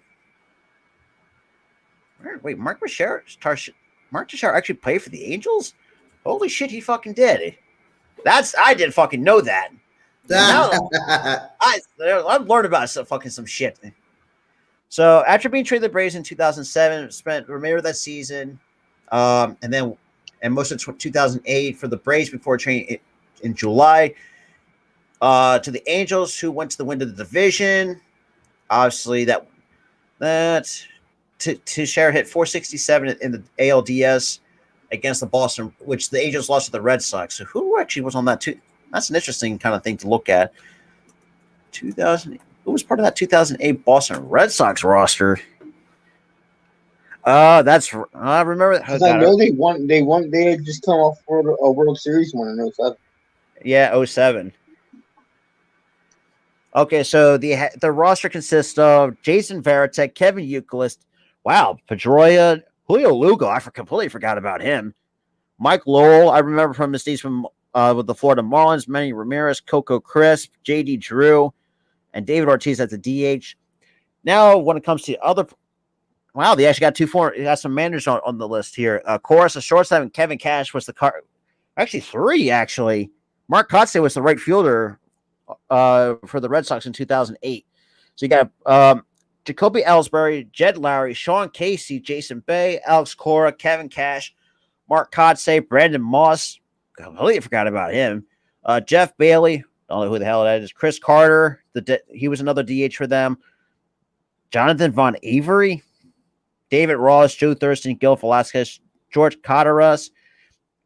And they're pitching. They got some pretty decent names when it comes to pitching in the 2008. Obviously, Josh Beckett, John Lester, Justin Masterson. I think I remember him from his time with Cleveland. Tim Wakefield. God, Big Sexy himself, Bartolo Colon, Daisuke Matsuzaka. Very underrated Japanese pitcher in the 2000s. Clay Buchholz. I think after 2000, he kind of just fell off. Oh my God! I remember getting so excited that he came to Philly. Right, I forgot about that. I forgot he stunk so bad in Philly. Oh shit! Oh, that's gotta suck. Oh gee. Yeah, that's right. Papelbon was part of that too. Michael, but there's some others that I don't. David Ardsma. Right. That was not a bad roster from. So, that's right. They had Terry Francona managing that team back in 2008 for the Boston Red Sox. I forgot Terry Francona. Yeah, they lost the AL Championship Series in 7 games to the Rays, who was a wild card team in 2008. A lot of people don't remember that, but they did. Then they went to the World Series, got their butt spanked by us. Yep, and yeah. Absolutely. But, they still had players like Evan Longoria. Who else was part of that 2000? I can't think of who. But other than that, yeah, so we're going to wrap it up here. So I appreciate Tyler and Dante joining me because I know Key's not here because obviously, she's going to go down. She's having her own vacation. So I hope she's going to live it up down in as well. Yeah. But any final thoughts? We wrap it up so we can head out of the building. MLB, get rid of the damn fan vote. Do better. How about you, Dante? Dusty Baker, keep Castro where he at and let Corey Lee stay up. Castro, okay? That's all I got to say. Also, for another message, for the love of God, get rid of Odubel Herrera and play Verlander. But other than that, this you know what it is. It's another wonderful, awesome episode of the Between the Lines podcast. We'll talk all things MLB. And not Operation Butterfly, who is my new mod on this channel. Also, YouTube, really, you had to take views away from me on my first 1K baseball stream. You son of a bitch. That's God damn it, I'm pissed. Actually. But yeah, so far that's the first time I've ever had a 1K view when it comes to MLB streams. Because most of the time the thing is, that stream is when you broke the streak of losing when you stream. Oh, finally, I got the damn 1K back, but they took a goddamn monkey upper back when you streamed a Phillies game. Yeah, well, like I said, if you guys like other if you're like I said, I like it on my other streams. or other streams that I've done, if you're like a Blue Jays fan, Seattle, Houston, whatever the team you like, if my Feathers are not playing, I will definitely will do those games courtesy of ESPN Plus, which is a total lifesaver as well. But yeah, or if you're a Cubs and Pirates fan, I got you guys covered on that as well when it comes to other play-by-plays. With that being said, this is Robert, Coach Dante, and Tyler of the Spotlight Sports Network. Thank you for tuning in for another episode of the Between the Lines podcast. We'll see you guys in the next one. Peace.